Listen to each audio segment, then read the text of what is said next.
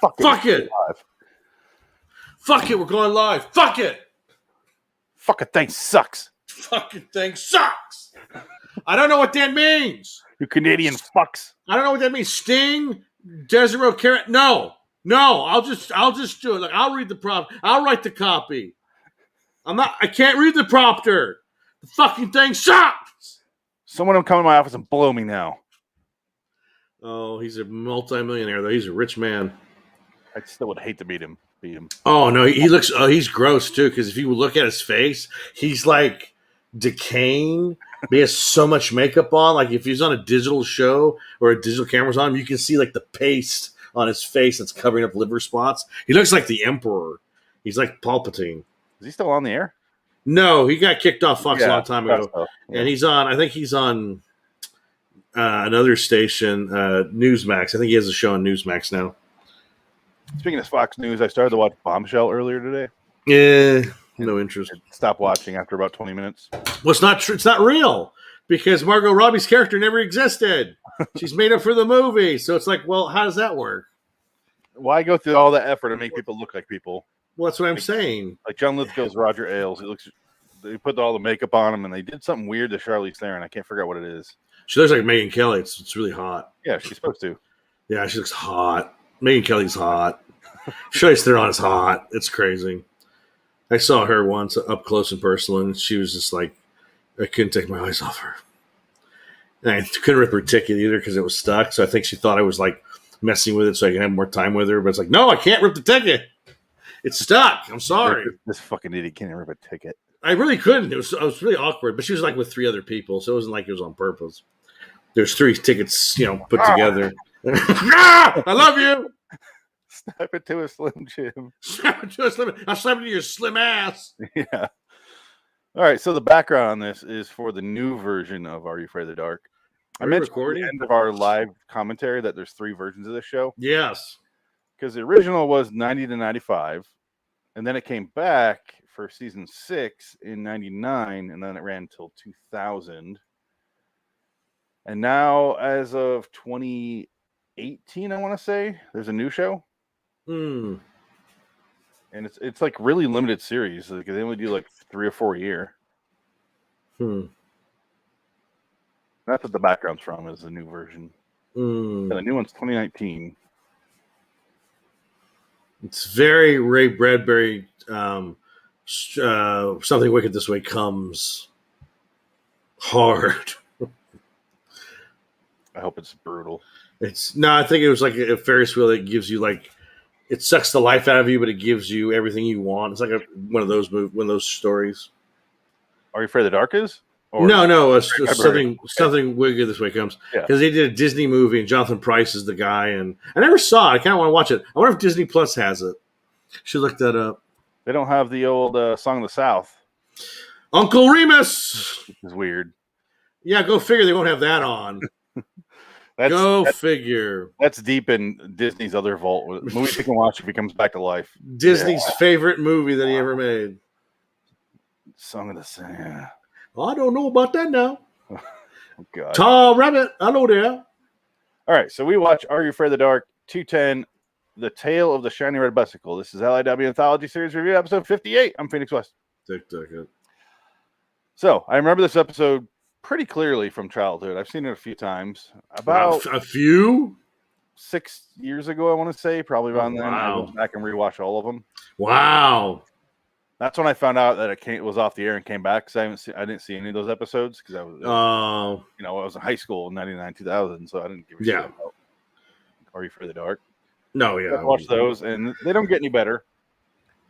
It reminds me of Goosebumps. It's basically, I know there is a Goosebumps TV show, but this was before Goosebumps, and it reminds me of it because they're all the same for the most part. They're not too scary, but they pushed enough boundaries for kids. They tried to do a little bit more. I don't know. There's some episodes where you could consider it creepy for kids, and I feel like that's gone now. Like you watch it nowadays, like there's some Halloween shows my daughter watches, and I'm just like, this is so fucking dumb. It's like the modern version of these, and they're so fucking lame. Well, my buddy's kid, he's 5. He watches YouTube shit. And one of the things that he watches is Michael Myers. Just clips of Michael Myers. He loves Halloween. He loves Michael Myers, but he doesn't see Michael Myers kill anybody. He just likes the image of Michael Myers. It doesn't scare him. Should show him Star Trek. Star Trek. Oh, with Shatner? Yeah. No, he doesn't. He doesn't understand that at all. Oh, Adam's surgery is successful. I just got that. Yeah, I saw that. Yeah, we're sans Adam, so because he's Having surgery that was successful. Yeah. So yeah, he'll be back, which kind of puts next week up in the air because I don't know if he'll be back by then. So, well, I would say, you know what? I kind of want to pick another Tales from the Crypt, maybe. Hey, I want to see the Tim Curry episode. I never saw that one. That's the one I want to see. Okay. Well, let's just say next week will either be X-Files 220 Humbug, which Adam chose. Okay, yeah, that's fine. If he's here, we'll do that. If he's not here, we'll do our Dick Pick. And you want to watch Tales from the Crypt with Tim Curry, which I think it's season 5. I want to say it's season 5. Tim Curry's he plays like 3 different roles. He plays multiple parts in the episode because he plays like a family. I've never seen it. I just want to see it because Tim Curry's in it and he's awesome. And this is prime Tim Curry when he wasn't in a wheelchair and half a vegetable. That is so fucking sad. Every time I see him, I'm like, oh. Yeah, it's sad. I'm guessing. Let's see here. Here's season 5. Oh, there's a Bill Paxton one. Oh, I've seen the Bill Paxton one. All right, we could do that one too. Maybe we can make it an hour. We'll do both of them. Don't add 2. I don't know because Brad Dourif is in that Bill Paxton one too. Brad Dourif is his brother. But choose that one. Well, I've seen that one. Death of Some Salesman. Yeah, the twist is stupid. Ed Begley Jr.'s in it. Okay. The twist is dumb. So Tim Curry and Ed Begley Jr. Okay, yeah, that's it. Okay. Interesting choice. What's the IMDb rating? 8.1. Yeah, that means nothing, but okay, it's 8.1. Directed by Gilbert Adler. Screenplay by Gilbert Adler. Oh my God. No! Ah, shit. Hello, it's Gilbert. Yeah, hello, it's Gilbert Adler again. How are you? I'm working on Superman Returns and Constantine. Look. I got a great idea. We're going to bring back Keanu Reeves as Constantine. It's going to be marvelous. He directed Bordello of Blood, though. Yeah, that's a good one. That's fun. An episode of Freddy's Nightmares, too. Oh, he directed the What's Cooking episode that we watched. That was terrible. Oh, that's right. Yeah, because we were talking about Gilbert Adler for 20 minutes. Yeah. Hello, Christopher. I got to say, all the Tales from the Crypt ones that we did are complete blur. They're awful. Nothing sticks out. We had the worst choice, like the worst episodes we got. Yeah. Like I said, the solo ones I've done have been pretty solid so far. Yeah. But did you do any more of the last season episodes? Because you're all in England. They're the English ones. No. Because those are supposed to be really terrible. No. I saw one that's actually not bad. It was he's a gangster who needs a place to hide out, and he's wounded, and it ends up like pretty much being a Tales from the Hood situation. But actually, it's a pretty good episode. I think that was the best one they did last season. Is that Fatal Caper? Maybe, I don't know. Oh, I did watch Confession. That was from the British one. It was very British. Peter Hewitt directed it with Eddie Izzard and Kieran Hines. It was pretty good. Okay, yeah. I liked it. I gave it an 8. Oh, well, there you go. Yeah, I liked it. It was good. Yeah. It was very obvious what the twist was going to be, though. Right, I enjoyed the performances because Kieran Hines, Eddie Izzard, you can't go wrong. No. So you're telling me that ending was predictable, much like Are You Afraid of the Dark? Yeah. It's very predictable in every way, shape, and form. The difference here is you don't hold the predictability against it because it's made for 12-year-olds. Granted. Yes. But it makes me feel superior. Dumbass 12-years-olds. Fucking dumb kids didn't see that coming. He's fucking dead. I'm over 3 times their age. That means I'm 3 times as better. That's right. I'm 3 times smart. Oh, speaking of, you got a birthday coming up? Yes. Is this the big one? No, next year. 39 this year. Okay. 39. So, and then, today is the exact day, June 23rd of last year, 2020. You joined the Twilight Zone podcast. Is it really? Yeah. It was since June? Yeah. Oh, my God. Really? We're on black leather jackets. You weren't on, like, consistently. You just appeared once and then Yeah. Oh my God, it was that long ago. yeah. Holy wow, that's crazy. Isn't it? Oh my God, that's really sad. Well, we're starting. Oh, we're starting our Stephen King podcast tomorrow night. Oh, okay. So my friend, we're going to record it. It's not on. It's not going to be on StreamYard. I think it's just going to be an audio thing that we link up with audio. So I'll talk to her about getting if you want to come on for an episode or two about certain movies. I'll talk to her. Thinner. I want to be on for Thinner. Okay, Thinner. Yeah, it can be done. Wait on the line. And if you do the stand, are you doing the stand or just the movies? Oh no, we're gonna do everything. Every media version of King. I think that's what we're trying to do. Okay, I'll make you a dream list that I could be on for. Yeah, it'll be a few. Well, it'll be Thursdays at 7, I think. Okay, so that's gonna be our time frame. Gotcha. But like I said, I'll talk to her. But it's a her. You got a while before you get to anything decent that I want to be on. Well, I don't know if we're going to go in order. I think we're just doing Carrie because it's the first thing. But I don't know if we're going to keep to that order. But I might talk to her. We'll figure it all out. We're still up. We're going to figure it out. This is all still up. Kind of testing everything out. I will just say when you get to Golden Years. Oh, I'm not watching that again. You will need someone else on there to talk about something. Yeah, it's true. So Golden Years is fucking terrible. I don't want to watch it again, but if I have to, I'll definitely help out. I don't know. It's the only. I went through all the Stephen King stuff the same way you guys did, and I watched it all. It's the only thing I got to where I was like, "Fuck this," and I never fast forward. I fast forwarded through it. I'm like, "Fucking!" It's like 4 hours long, and it's just old people and bad. It's not. Is it Mick Garris? No. Or is it the guy who did Tommy Knockers? It might be Tommy Lee Wallace. I don't remember. Oh, you know what? It might be Tommy Lee Wallace. Oh my God. I think you're right. We did Halloween 3. Yes. Is it called The Golden Years? What's it called? Golden Years. Yeah, it's fucking terrible. Golden Years. And they don't play the David Bowie song once. Yeah, there it is. Because they couldn't afford it. 1991, created by Stephen King. Let's go to the episodes. God, it's so fucking boring. So boring. Because all it's about is like them figuring out eternal life. Is that the idea? Kenneth Fink directed the first one, and that's Alan Coulter. We'll get to Are You Afraid of the Dark in a moment here. Yes. Michael Cornick. Alan Coulter. Okay, so nobody. Okay, nobody. It's just shock. It's fucking awful. It's unwatchable. Or they all chose not to put their real names on there, so they made up those names. I wouldn't blame them. Yeah, that thing fucking it's sucks. Not bad. Golden Years. All right, so Are You Afraid of the Dark?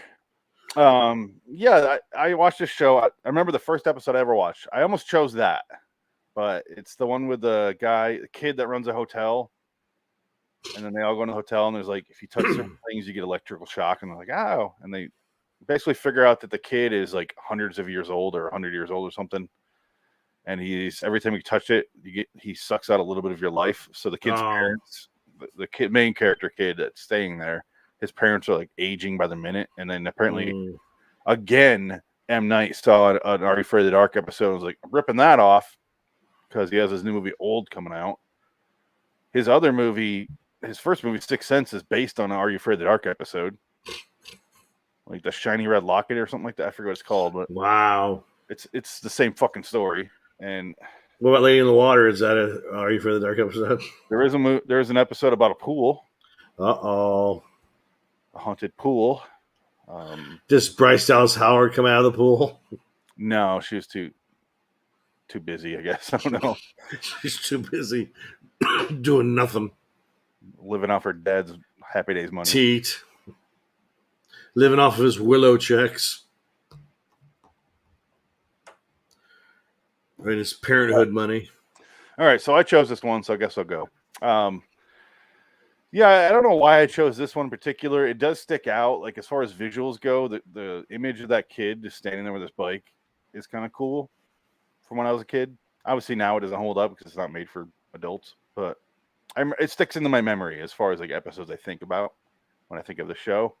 And I figured it's a higher rated episode. Why not? Story is really, really basic. Starts off with two Canadian kids on bikes riding through the Canadian wilderness, and then they go by a river, and then a mustachioed man comes out and does the crank thing and lets the river go. Basically bleeds the dam. The water goes down. The kids stop on a bridge. One kid is amazed by water like he's never fucking seen it in his life, Ricky, and he leans over too far and he falls, and the other friend catches him and he slips and lets him go. The kid who fell is riding a shiny red bicycle. Cut to now, 1993. The kid is older now, the survivor. And basically it's just the next 20 minutes is this kid has nightmares about Ricky still. His family and his teachers and his friends are just like, get the fuck over it, man. Why are you so obsessed with this thing? He was just the guy who died when you're holding his hand. It's very 1990s take care of yourself stuff, which was a good time because now we don't have that, and look what happened. I think we need to bring that back. No more coddling people because it just ruins them. It feels like they never had a conversation about it, though. No. Maybe that would have helped. And his African-American father was not helpful. Mark Camacho, who looks just like, I already forgot his name again. Paul Giamatti. Paul Giamatti, thank you. It's Paul Giamatti stand-in, only he's a little bit taller. It's the same. His dad is the guy who played Nixon in X-Men Days of Future Past. Oh.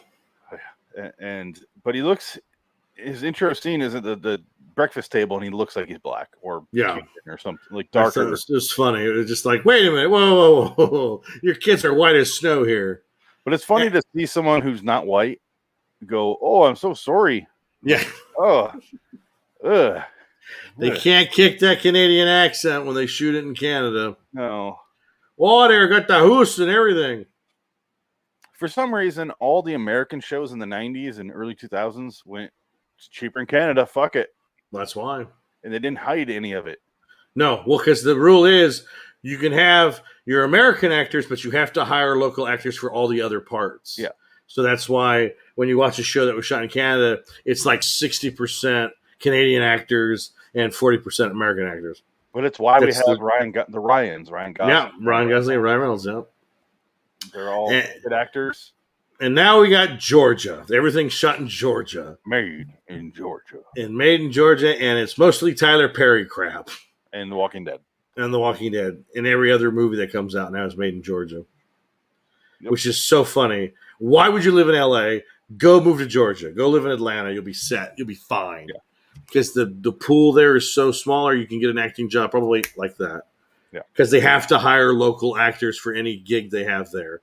That's why it's so stupid. People who live in LA, they don't fucking understand that. Because it's a class thing. They think they're special if they live in LA. It's just, no, you're not. You're just an idiot. Get out of that fucking cesspool. It's just a cesspool. It's shit. It's even worse now. Yeah, I can't even imagine what it's like now. And they're cracking down, I guess. July 4th, they're going to raid Venice Beach and kick everybody out. Why? Because it's filled with homeless people. It's like there's 64,000 homeless people in LA. Like, that's the number. And there's only 70,000 in California. Do you remember when we moved there, how bad it was? And then suddenly Schwarzenegger took over as governor, and it was like no homeless people. Well, that's more of a local thing. I mean, federal or state government doesn't handle that. That's local. So I think somebody was cracking down, but they're revitalizing it because they're making it more tourist. They wanted LA to be a tourist place, so Hollywood was getting revamped. So they got rid of all the drug dealers and the pimps and the hookers and the stuff that made Hollywood classy. They got rid of that. That made it great. Gave us some character, some light to it. Because back when we were going there, the Russians still owned the bars on Hollywood Boulevard. And the Chinese theater was the only thing there because they didn't even build the Kodak Theater yet. Remember that? That was built. It was built when we were there. Like, that's when it came. I think that's when it went up. Must have been just before I got there. I think it was 2000. I'll look it up because I think that was recent, maybe like 2 years into it. Yeah, it was maybe 2000. Yeah. But they hosted the Oscars there. Yeah, for a long time. Yeah. And now it's not even called the Kodak Theater because they don't make Kodak Theater anymore. They don't make Kodak film anymore. But yeah, this episode is shot in Vancouver, which almost all these episodes are. 2001. Twilight is on 2002 is also Vancouver. Yeah. It's I guess I see if you're going to Vancouver, I get it, but if you're going way out to like Toronto, I don't get why they would do that. But Vancouver makes sense. It's on the West Coast. Yeah. Just go up the fucking coast and you're there. And the weather is permittable. You can film. It's not as bad as anywhere else. It's not a frozen tundra like middle of Canada. Miserable place. Yeah, it's just basically it's like Washington, Oregon. Yeah. Same, way cheap. Yeah. Fuck it. I get it, but it's the accents. They need to like train them to be like, sorry about that. Excuse me, can you please not talk like a retard? Can we fix that, please? Where the fuck are you from? Oh yeah, you here. Fucking Canadian piece of shit. Stealing our jobs. That we're giving wait, what? We gave you all these jobs and you're not just taking us at all. Well, I'm sorry you talk like a fucking idiot. Get off my set. I'm sorry. Give me that kid. Give me that other Ryan kid. That Ryan Gozzleneck. What's this kid name? Bring him in. Get him in here. Hi. Hi, I'm Ryan Gosling. Hello. Oh my God, it's Frank. You could have been here, Frank. You said yeah, that. Frank. Frank you didn't want to watch this show? The bitches.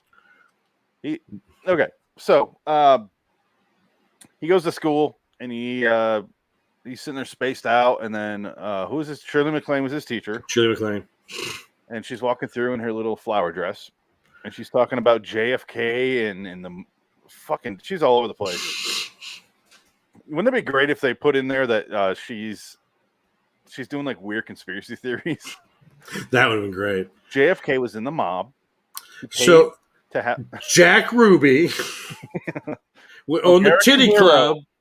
Yeah, he owned a local titty club in Dallas, and he was there for the exchange of Lee Harvey, and he shot him for the Cubans.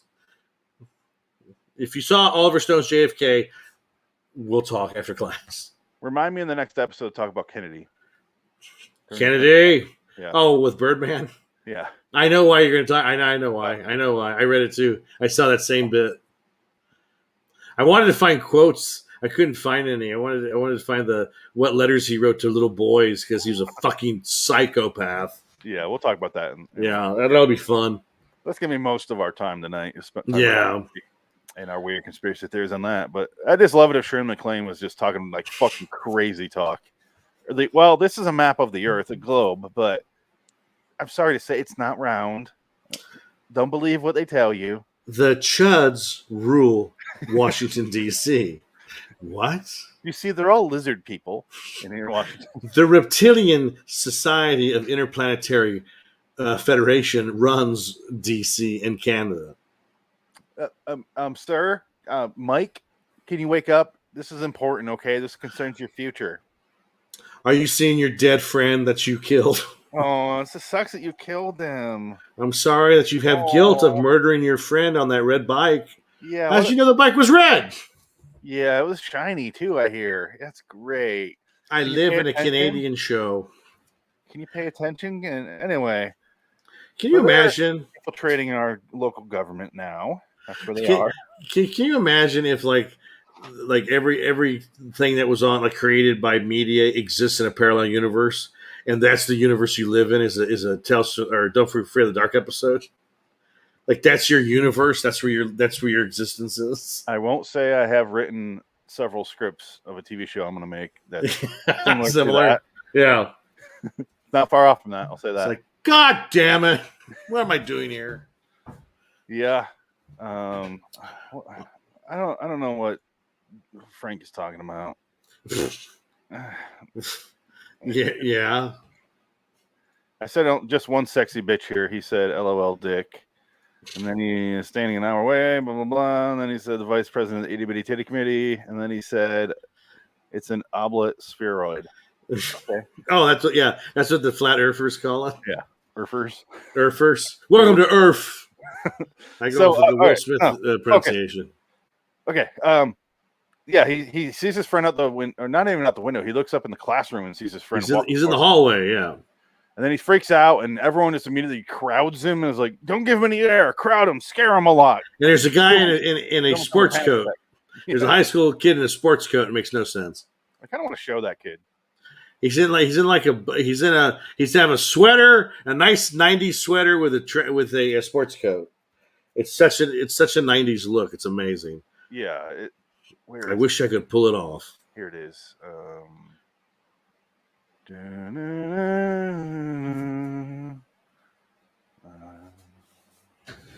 Why can't I find it? Oh, okay. All right. I'm going to share the screen right now. Dick's gone. I'm back. Oh. There he is. So Shirley MacLaine. Look at that. Right next to Shirley MacLaine. Look at that. Everyone has flower dresses. This is such a Canadian place. Yeah. I love how in Canada we think about their healthcare, but in this they're just like, he goes to the nurse right after this and she's like, "So how long you been crazy for since you killed your friend?" Cool. Well, that is their medical department. I mean, look at her sympathetic face right here. You're fucking crazy, huh? Bitch, get out of my office. Feeling guilty. Fucking crazy.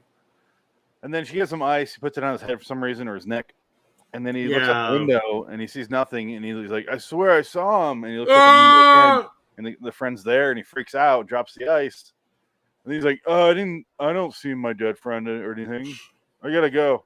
I'm sorry, I'm breaking down mentally. I have to leave. This is how you create a school shooter. Yes. This right here. "Oh, you got some trauma, huh?" I don't give a shit.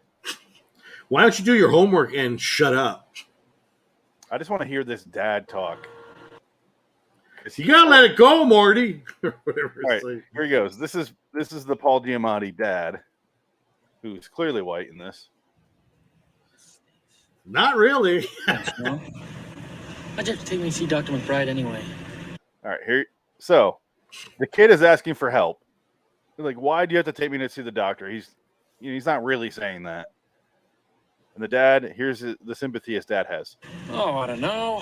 Maybe going into shock at the nurse's station and raving about seeing your dead best friend might have had something to do with it." Watching that again, it really brings it home. That's hilarious. He cares deeply about his son's problems. No, you're fucking crazy. Whatever. This dad, well, to be fair, he cares more than my dad, but this dad is just like, have you had this conversation with your dad in the car about your dead friend? No, but holy shit, this dad is so non-sympathetic. Like, maybe because you're seeing your dead friend, you fuck. You had some trauma in your youth. I've been trying to bang your mom for 3 weeks now, and I can't do it because you keep screaming in the middle of the night about your dead friend. There's a cop in the Twin Peaks reboot on Showtime. Robert Forster's kid killed himself. Who's a soldier. He killed himself, and then one of the cops that cut to him. He's like, "You couldn't take being a soldier." It's like, this is the fucking guy. That's fantastic. That bad. That is wonderful. He's such a dick in that. That's funny. Was that Robert Forster doing that, or someone else doing that? It was someone else talking about Robert Forster's kid who killed himself. Okay. Because he couldn't handle the war stuff. Right.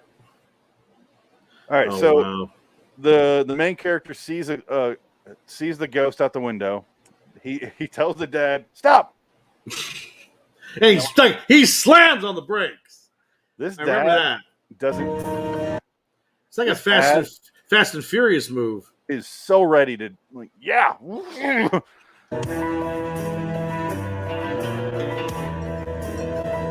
Odd musical choice. Yeah, it sounds like a dung dung dung. It's almost Western. That's him. All right, so he's chasing this kid. So keep in mind, one man driving with a mustache who looks like a sexual predator. His son's right next to him. There's a kid on a bike.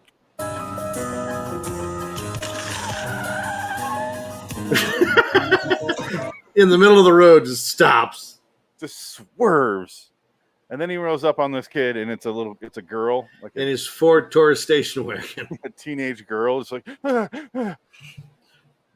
obviously annoyed with the nearly having a sexual assault. against her. You're the salmon girl. Are you the salmon girl?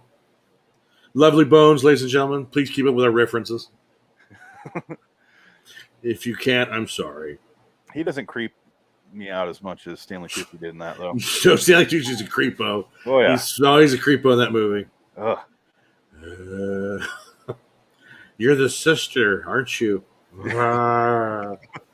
Fucking, he's good. Stanley Tucci needs to be more things, and not Transformer movies. And not the gay sidekick character that he plays in some like Burlesque and Devil Wears Prada. Yeah. He needs to be in stuff. Yeah. Take like over Kevin Spacey's roles, Stanley Tucci. Yeah, I think so. You're better than him anyway. Just go take those roles. I'd like to see that. That'd be good. I'd love to see the detectives. He still does the gay voice for some reason. I just have to say that a woman so ugly on the inside she couldn't stand being ugly on the outside. A man, an obese man. You know he has a TV show now? Tucci? Yeah.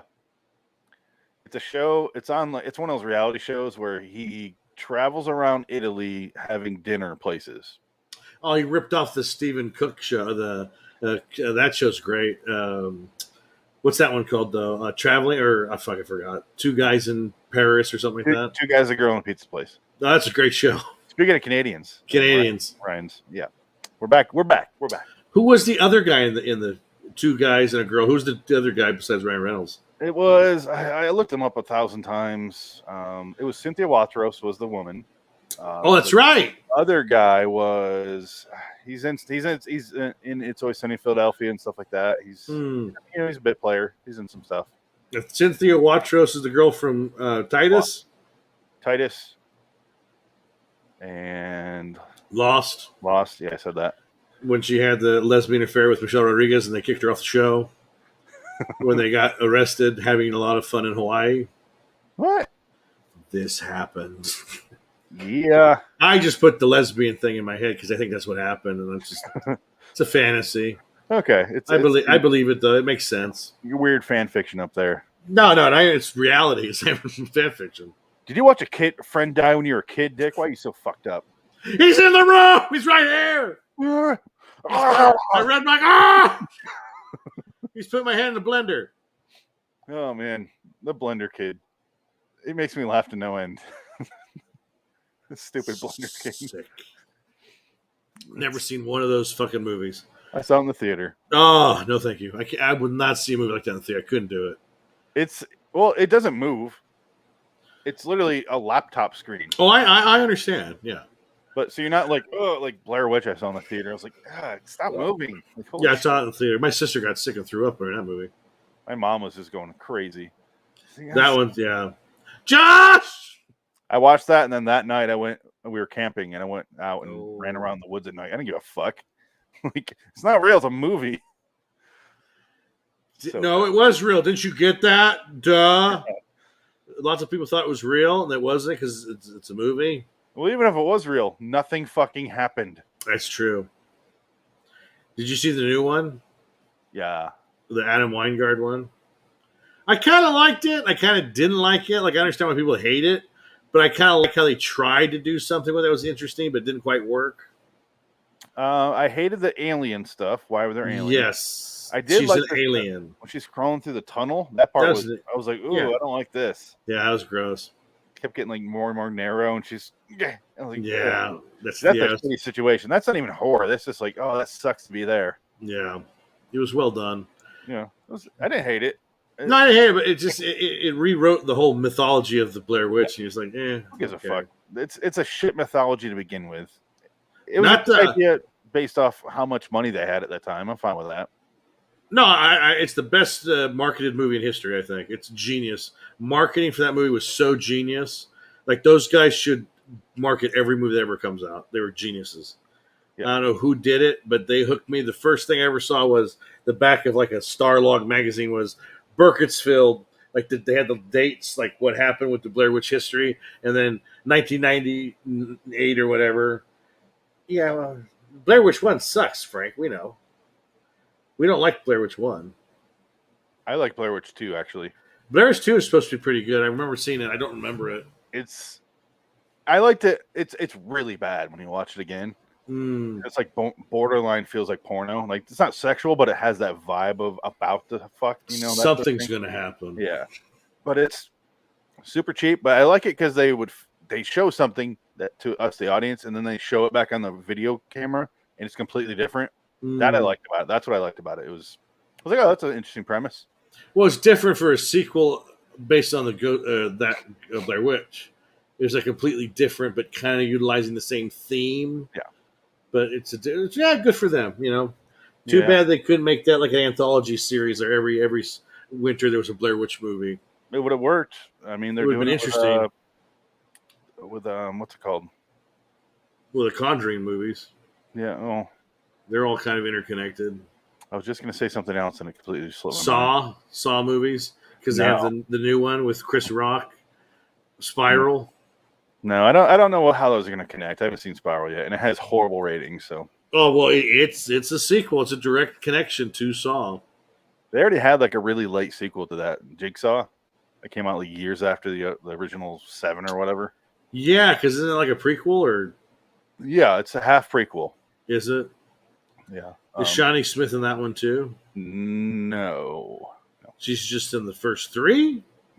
She's in the first couple, and then she's in a later one. And she dies because she's the Jigsaw. She ends up being Jigsaw. Yeah, she dies at the end of the second or third one. Yeah. You know, they do a flashback one where she's in one of those. No, there you go. And kudos to her because she's a trooper. She's committed to that. She'll still. The second one, she falls in a pit with a bunch of needles and stuff that are sticking out of her arm. There were some real ones that slipped in, so she got stabbed. Oh, fucking trooper! I would have been pissed. Yeah, I would be like, you know what? Fuck you. This movie ain't worth that. Yeah. This movie ain't that good. Fuck you. I guess you didn't saw the needles in there, huh? She can't speak English. She's Canadian. She still had time to drop a pun. It's a bomb! I can't believe I deleted that. I'm gonna have to make it again. Well, you have to make it again. That's all. Well, I went to my file that I have all the stand episodes on, so I just clicked on all of them and deleted them. Oh, I have them somewhere else, but turns out those two were a part of it. So yeah, I'm pretty pissed about that. But they're easy to get. I can do it again. Yeah, no, that's not that hard. All right. Yeah, he goes home again. He has a younger brother. We should mention. We didn't mention him yet. We had a debate of is that Matthew Lawrence? It is not. It is Jameson Booglander. Boolanger. That's a total fake name. Who has not worked since 2014. He's in a few things here and there, and then he stopped. He must have got PTSD from all the pedophile producers in Hollywood. And then we found out, fucking you and your trauma. Fuck off. Get out of here. Because you got molested by a bunch of agents. Whoa. His dad doesn't give a fuck. You had a ruptured anus, whatever. No, protracted, it came out. Whatever. Rosebud, get over it. Fucking crybaby. God damn. Just because they told you they'd stick a finger in you and give you a job, you took it. You took the finger. Take the job now. Come on. Come on. Just ignore the memories. Get over it. Listen to this Elton John song. We'll get over it together. Son. Just here. Get out my face. Here. Here. Take care of yourself with this. Just get out of here. Go. Just don't slate your wrist. Just get a couple dags in there. You know. Yeah, you're fine. Become a cutter. Yeah, you're fine. But, okay, he's not Matthew Lawrence, and we discussed if Matthew Lawrence was in Miss Doubtfire, he is Mrs. Doubtfire, right? Yes. Why is she Mrs. Doubtfire? She's single. It's a good question. Why am I just now thinking about that? It's a good point. Almost 30 years after that movie's made. Anyway, she said Mrs. Ebenezer Doubtfire or something like that. Ebenezer. She's got like 3 names. Josephine Ebenezer Doubtfire. I don't know. That's a movie I rewatched like fairly recently, maybe a year ago, and I'm like, this movie sucks. I never liked that movie. It's got a couple funny moments. Pierce Brosnan's in it for some fucking reason. But the whole the intro is funny because he's doing like the jokes over the cartoon he's doing when he gets fired, you know? Yes. That part's kind of funny. And then it fucking sucks after that, just like Hook does. Hook fucking sucks. Well, Hook's not very good. Yeah, Hook's a disaster, I think. They're both overrated kids movies. Yeah. They came out when we were younger, and they're fucking awful. The Hook was it was a box office failure. Mrs. Doubtfire made nothing but money. That's right, Frank. Prolapse pink sock, walk it off. Ooh, that would hurt. There's a Chuck Palahniuk book called Haunted. Mm. And one of the short stories in it, it's a collection of short stories that has a story tied to it overall. One of them is kid goes down to the filter on the bottom of a pool, puts his asshole on it, and it sucks all the guts out. Yeah, that's an old urban legend, Yeah. But it goes into so much detail. And you're like, God, stop it. Well, I guess that... Did you ever watch that Joe Rogan with Chuck Palahniuk on it? No. It's really interesting. He talks for like 3 hours. You know his dad was murdered? Yeah. Well, he has a book called... I thought he killed himself. No, he was murdered. I read... His ex-wife, his girlfriend, like he took a bullet for his girlfriend or something like that. Like he was murdered for the woman he was living with or something like that. Yeah, I read his book, Strangers in Fiction, which is all true stories. One of them's about his dad, but I read that 15, 16, 17 years ago, whatever that came out. But the front cover of that book, if you fold it out, is his father's shoes, like on the other side of the bed, like you're hiding under it, you know. But no, I think he was murdered. I think he was murdered, but I could be wrong. Maybe I can't remember. But he had a bunch of stories about like he with Haunted or whatever collection he had. He talked about like really gross, perverted sexual things. Yeah. But he goes, a woman came up to him and said, "I want to thank you for getting this story out because something similar happened to me, and I've been shamed by it because I've been beaten."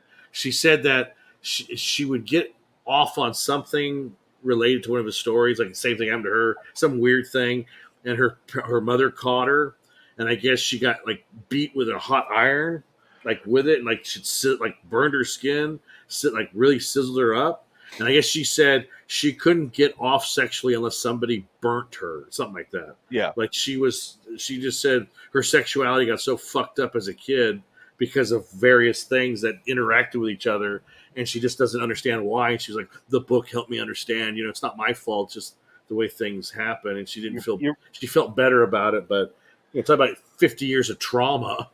Well, it's one of those things of you don't have to accept that that's the way you are. Try to get help if you're not comfortable with it, but it also, your brain can get fucked up and rewired in ways you don't even like. Psychology will never be perfect and will never understand the human brain. No, it just never will. I think it made it worse. Yeah, he has a character in Invisible Monsters, his second book or something like that. But yeah, I have the huge Chuck Palahniuk collection down here, all of them. It's like this, all of them. I haven't read the last like 5 or 6. I just haven't had time. But yeah, he's grew up in Oklahoma and he's gay. It's basically Chuck Palahniuk, and they call him an Oklahoma, which I fucking love. I think you say that too. Yeah, that's funny. Yeah. Oklahoma. Yeah, there's a lot of, and he's like he's tranny now, and that's is what he? they call him in the book. No, in the book. Oh, okay. Yeah. And they go on a road trip. It's a good book. Yeah, they tried to make so many of his books in the movies. One where they're going to do with Kevin Spacey. They're going to do Survivor with Kevin Spacey. Wow. Luckily, that never happened. Yeah. They only made 2. So we got Fight Club, and then Choke came out with Sam Rockwell. Well, no, you have the other one, the Nail movie with Jake Gyllenhaal, and it got re-released as something else.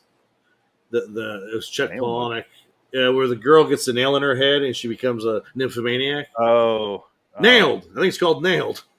That's a short story. Yeah, it's a short story.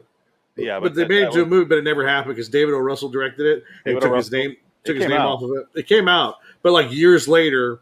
Because they never finished making it. It's called Accidental Love, isn't it? Something like that. It's something stupid. Yeah. It looks fucking awful. I don't think it's good. No. But, yeah, Nailed it. That's a short story. I never knew that. I never read that short story. No. But, yeah, he's got a lot of great books. I never read the last few. And I need to get his stuff. I got Fight Club. I need to buy his, because I can't find them at the thrift store. They don't pop up every now and then. Yeah. I need to buy more. I just maybe go to the bookstore and buy all of them. I only buy hardcover versions. Well, that's what I want. That's why I like it. When you go to the thrift store, you find the hardcover first edition. That's what I buy if I can find them. And sometimes you do. Sometimes it's usually a 60-40. You'll find a decent book hardcover somewhere. He releases a book every year, so every year I go to Barnes and Noble and buy it. It's like one time I go to Barnes and Noble. Yeah. All right, so the ghost kid. Where the fuck are we? I don't even know. Who gives a shit? He sees the brother's going to go fish. Yeah, with his at, friends. at the river, and the ghost says, "Hey, your brother's in danger. I came back to tell you, hey, go get him, go save him." Before that, he goes. Our main character walks up to the ghost, and he's like, "I'm gonna go down there." And he goes outside, and he's like, "Hey," he touches him. He's like, "You're cold." Yeah. It's a fucking ghost, bitch. What's wrong with you? How can you touch him? He's not physical. This is what I'm saying. It's kind of cool looking. Like, if you're 12, this might kind of get to you a little bit. Cause the unnatural lighting on this kid is what makes it cool looking. Yeah. Because he's overblown and the rest of the street's kind of dark. He's got his Empire Strikes Back Hoth cosplay on. Yeah. With his red bike, and it kind of contrasts well together. There's another episode with a similar visual image where it's an old man outside and he's coming to. Oh yeah, that's always good. Attack the main kid's grandpa about stealing a woman back in the 80s or whatever. I want to watch that episode. You look outside and this is an old man sitting out there, and I was like, ooh, that kind of that's creepy. Yeah, it's not a show that scares you. It's a show that has some like 4 over the course of 7 seasons, 4 creepy visuals, and this is kind of one of them actually. Like, you know, not now. It's not going to creep me out now. I don't even think about it as watch it or whatever. But I remember being a kid and being like, ooh. Yeah. The creepiest part of this episode is the guy has the same job 10 years later. Cranking the water from the dam into the culvert or whatever it is. I'm thinking it's only like 6 years later. Yeah, but still, he's got the same job. It's all he does all day. Oh, here's revert. Yeah. Cool. Yeah, I'm dead, asshole. Oh, I died in a river that you let me die in. It's cold as shit in that river. Thanks for nothing. Yeah. Because you could have pulled me up just fine. You didn't even try, did you? You just had pussy arms. You didn't even. You still haven't worked out since. Fucking fack. He's so aggressively angry. Well, he was like Italian, this kid. Yeah, he should work out every day. Going down by the river, it'd be a shame if something happened to him. I think you should take care of your problems at home first, okay? Maybe you do something for me, I do something for you. Tell you about your brother. Your friends are friends. My friend, it's all friends. I do this favor for you, and let's just say down the road, I need some help. He's talking about taking this to the Supreme Court. He's out of his fucking mind. Are you gonna be there if I call on you? Is the question here? Don't you ever go over my head again, you fucker. They want to help you, the fucking golden Jew. And then he goes down to the river. I was joking during the episode where he's like, he hands him the red bike, and I'm like, I have a car, but okay, yeah, I'll ride the bike. All right, yeah, wee. And he's like off the side, like trying to grind on something, like, and he won't go save his brother until he lands it. It turns into a 1990s like a teen movie for like the bike's going to make him a BMX champion. Was that Airborne movie? Is that the one with Seth Green in it where he plays the younger brother? I have no about, idea. Like, rollerblading. There's like 75 Airborne movies. Yeah. So I don't know. Or Air Bud, I'm sorry. Yeah. Airborne, yes. Seth, yes, you're right. Yeah, he's the younger brother, and they're rollerblading down the hill. Rollerblading. So yeah. dumb. That was the 90s. As a kid. Ugh. The Power Glove. Whoa, bro. Wizard. Yeah. Ugh. I've still never seen The Wizard. It's worth watching. I started to watch Mind Games because I've never seen that, or not Mind Games, War Games. And War Games is good. I had never seen it, and I'm like, this is like a serious movie. I always thought it was a fucking joke. War Games was nominated for Best Screenplay. Well, it was the part I watched. I was like, this is fucking solid. Like, it's a good movie. They're doing their dual key thing, so they got to turn it. I'm like, oh, they're really paying attention to details. I thought that movie, when you hear it, sounds like Matthew Broderick. Yeah. And I'm like, it sounds like a fucking joke. Oh no, it's a good movie. Yeah. Did you watch the whole thing, or you only watched half of it? I watched like 10 minutes of it, and I was like, "Oh, so you didn't get to the part where they find like the creator, like the guy that I never even saw Matthew Broderick." Oh shit! No, yeah, it's a good movie. It's worth watching. Yeah, I'm gonna check it out now. Joshua, what are you doing? The guy that created. I named it Joshua after my son. He died. Well, when you hear it's a movie about like computers back then, I'm like waiting for Tron. I'm like, no, I don't want to watch this. It's good. It's the better one of that genre. Yeah. it seems For like sure. the one that they all modeled after. But the other one we were talking about was the Fred Savage one, right? Savage? Wizard. No, it's Fred Savage. Yeah, Yeah, it's Fred. That's 1990.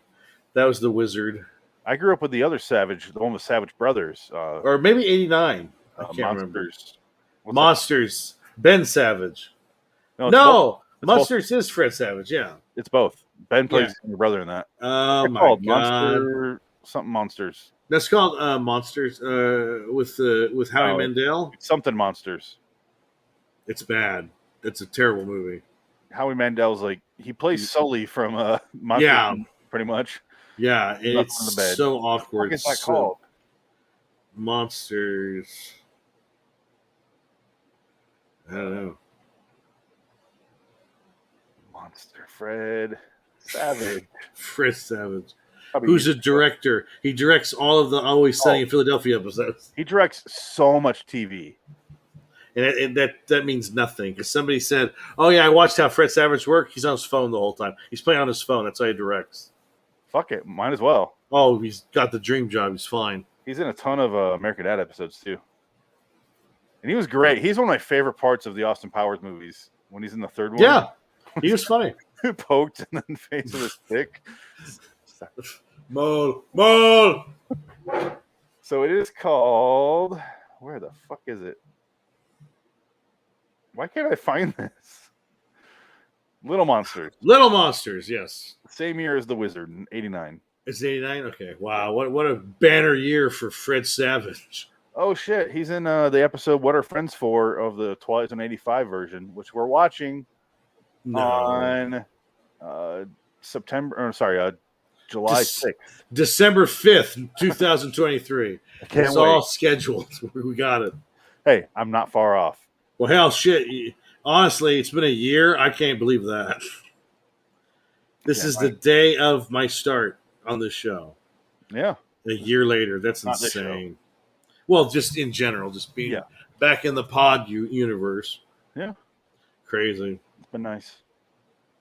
Because I'm done. I quit. Goodbye, everybody. Adam will do whatever he can to get out of watching Are You Afraid of the Dark and then another prison Frankenheimer movie. He'll go get emergency surgery to get the fuck out of here. Yeah, if we watch Andersonville 2.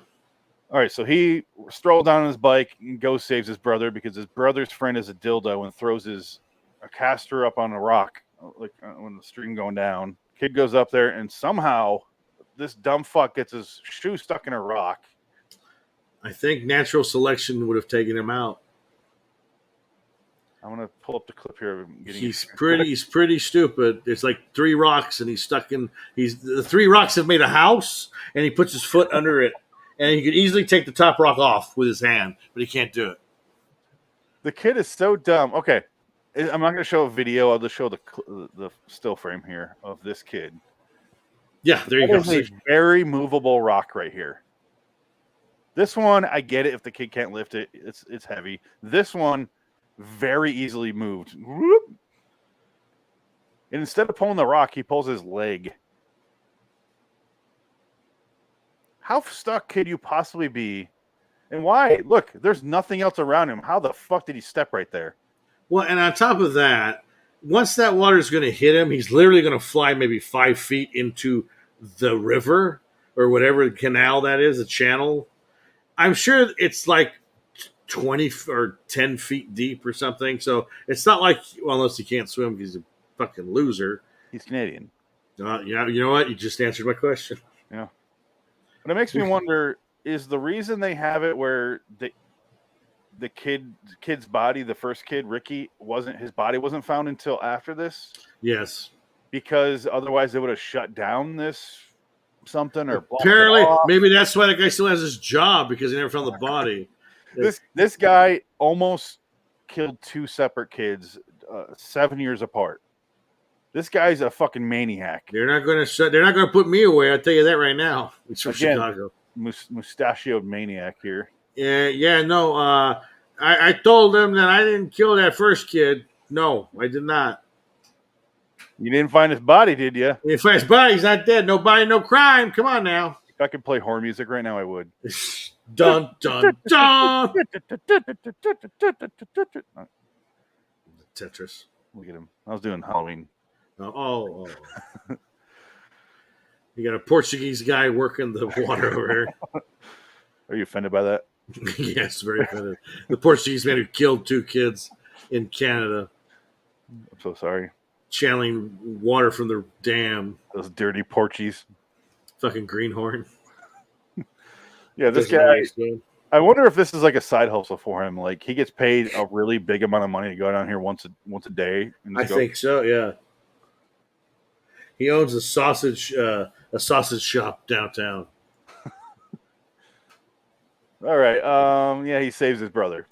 That's it. That's it. And then they say, "Oh, they found his body." They cut back to the campfire story, which is full of the clueless girl. Yeah. Gary. Billy Corrigan. A girl named Jodie Rester, who look at her now.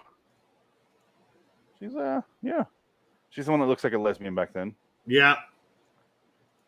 Not bad. Yeah, but when was the last time she worked? Let's find out. She's in Death Wish. Not saying much. She's been working, nothing too great, but working. Yeah. That's all you can really ask for. I've seen Death Wish. I don't remember her. I wonder if she's still working. I haven't seen her in a while. Clueless girl? Yeah, Clueless. I think she works. She's in Fargo. There you go. She's in season 1? Yeah, that's season 1. Those episode titles. Oh, there. Yeah, she's still working. What about Gary? Where's Gary? Ross Hole. He is not so much. He did a couple things after 2000, which is when the last series ended. Yeah.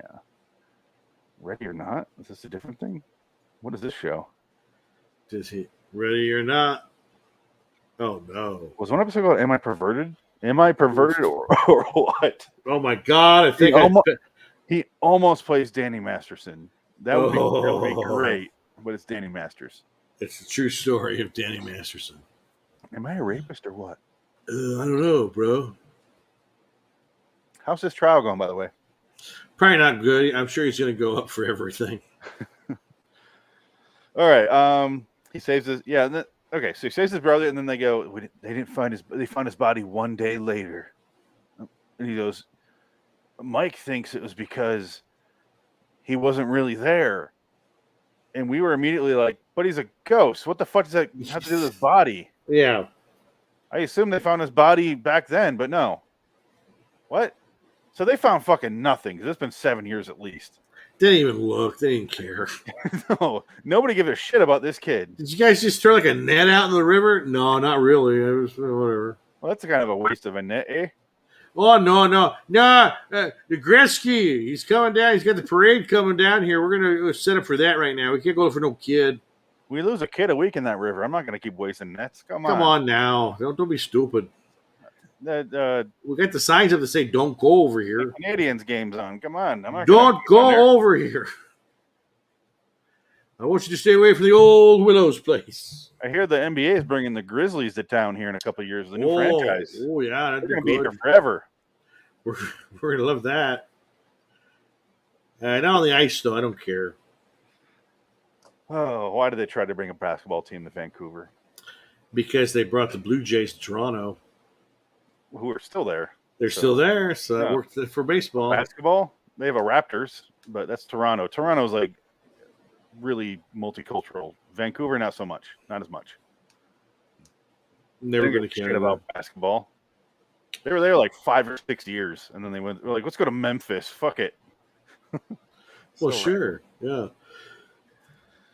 All right, so he saves his brother at the end. Who gives a shit? That's it. That's pretty much it. That's it. It's done. It's fine. It's a 6. It's fine. Yeah, I'd say 6. It's fine.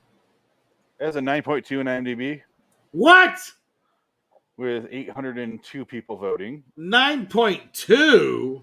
Nostalgia. That's all these votes are. Fucking the best movies and shows don't get 9.2. Well, you got to realize it when you movie scores. I trust on IMDb. TV scores, episodes themselves are going to be way too high.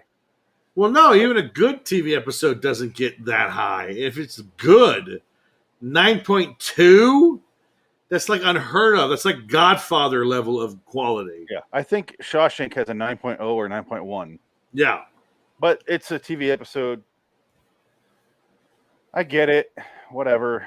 I don't agree with it, but people go, Yeah. I love every episode of this show. 10, 10, 10, 10, 10. Yeah, I don't know why they do that, but they do it. But yeah, TV is different than movies. It's they should really score those different, but people don't. Anyway, yeah, it's fine. It's a fine episode. There are a couple episodes of this show that are pretty good, like this one. Pretty good, meaning a 6 or 7 at most. Oh, I was not even close to a 7, but yeah, 6. Bottom of the 6s. Yeah, but it's, how offended can you be by this show? It's made for 12-year-olds in the 90s. Yeah. It's not going to offend me in any way. Yeah. I wanted to see or have a line of dialogue talking about the sexual tension between these two kids, and then before he died, so it gives him even more fucked up when he's older. But no, you get nothing. When he fell in the water, he grabbed his cock and he got hard. So next week, speaking of cocks that are hard, next week we'll either do X-Files Humbug or we'll do what Dick chose there, Tales from the Crypt 501 Death of Some Salesman. Sounds good. We'll let you know. Check out the Twitter feed to find out. LIW Anthology Pod on Twitter, LIW Studios on Twitter, Phoenix West on Twitter, Loitering in Wonderland on YouTube. That's it for me, Dick. YouTube. Yeah. So far, that's it. That's all I got right now. I don't know the name of the show we're doing yet on Thursday, but I'll pitch it when I know more. Okay. We did wrap up our show. We wrapped up an entire podcast called LAW The Stand Review. Check that out on your Twitter or whatever podcast feed you have. Also on lawstudios.com. You can check it out there. Or on Loitering Wonderland on YouTube. You can watch the videos of us. I want you to fuck me, Larry. Yeah, I played the videos of it right now, but I deleted them. That's all right. Let's get out of here, Dick. We're at an hour somehow on this. Well, yeah, okay, we're done. Goodbye. Until next time, in the meantime, I'm Phoenix West. Dig it. So long, Citizen. So long, Shiny Red Bicycle. So long, Ricky, who I'm wondering if that's what they named the character from Trailer Park Boys off because he's Canadian as well. I think Ricky's a pretty common name. Is it? My name's Ricky. It could be. Gross name. I stopped the podcast, by the way. Oh, good. Yeah. Now let's talk about gay prison sex. Because that's what this guy was. He was a homosexual nightmare. He was basically Boggs from Shawshank Redemption. That's who the Birdman of Alcatraz was. Hard to get. I like that. You gotta pee at all? I'm going to get water. All right. I'll be right back. Hold on. Just be right back thing. Maybe.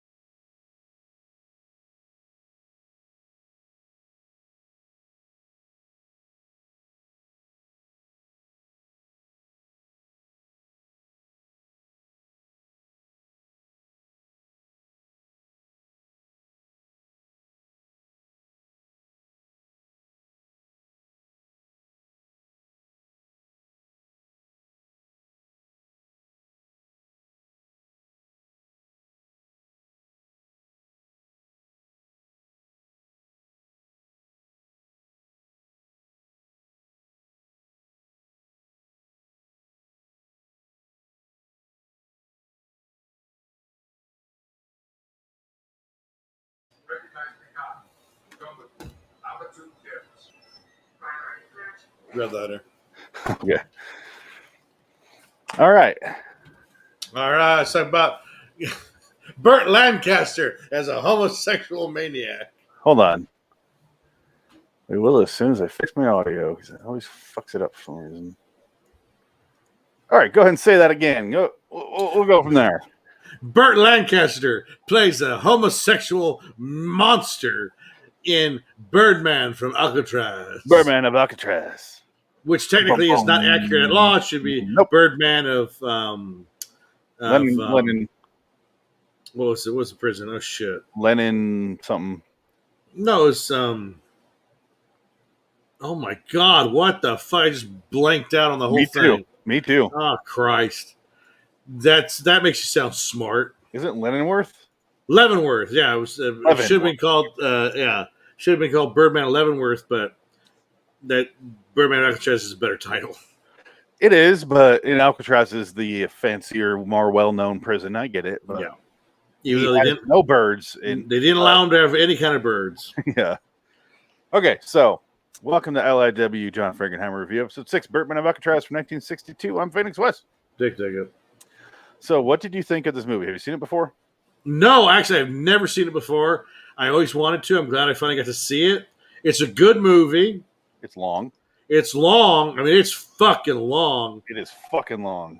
And I was shocked. It's a 2 or 3-parter. You gotta. Yeah, I watched it this morning. I got up like 6 o'clock in the morning and just watched it. I couldn't find it on HBO Max or any of the streaming services, so I watched it on the illegally, allegedly. And it was a good transfer. It looked good. Burt Lancaster is great. It's a great performance. Carl Molden is great. Telly Savalas is great. It's a good movie. It's worth watching. I'm glad I finally saw it. And again, Frankenheimer, he wasn't the first choice. He was replacing another director on this movie. So Frankenheimer gets the scraps and manages to do something with it. So picture this. We last time we were here talking about Frankenheimer, we talked about his greatest movie, Island of Dr. Moreau. Yes. And he says, remember we read that quote about him? You read that quote of like, I took over directing halfway through a movie 3 other times and it worked out well so far. This is one of them. The Train is another one with Burt Lancaster as well. Yes. Another really good movie. And then I forget what the third one is. I don't know. But yeah, this is one of them. So, someone by the name of, what is his name? Charles Creighton quit, and they scrapped everything he filmed. So they reshot everything. So he came in at the last minute and shot this thing. You could tell he was kind of rushed because it doesn't have his usual camera setups.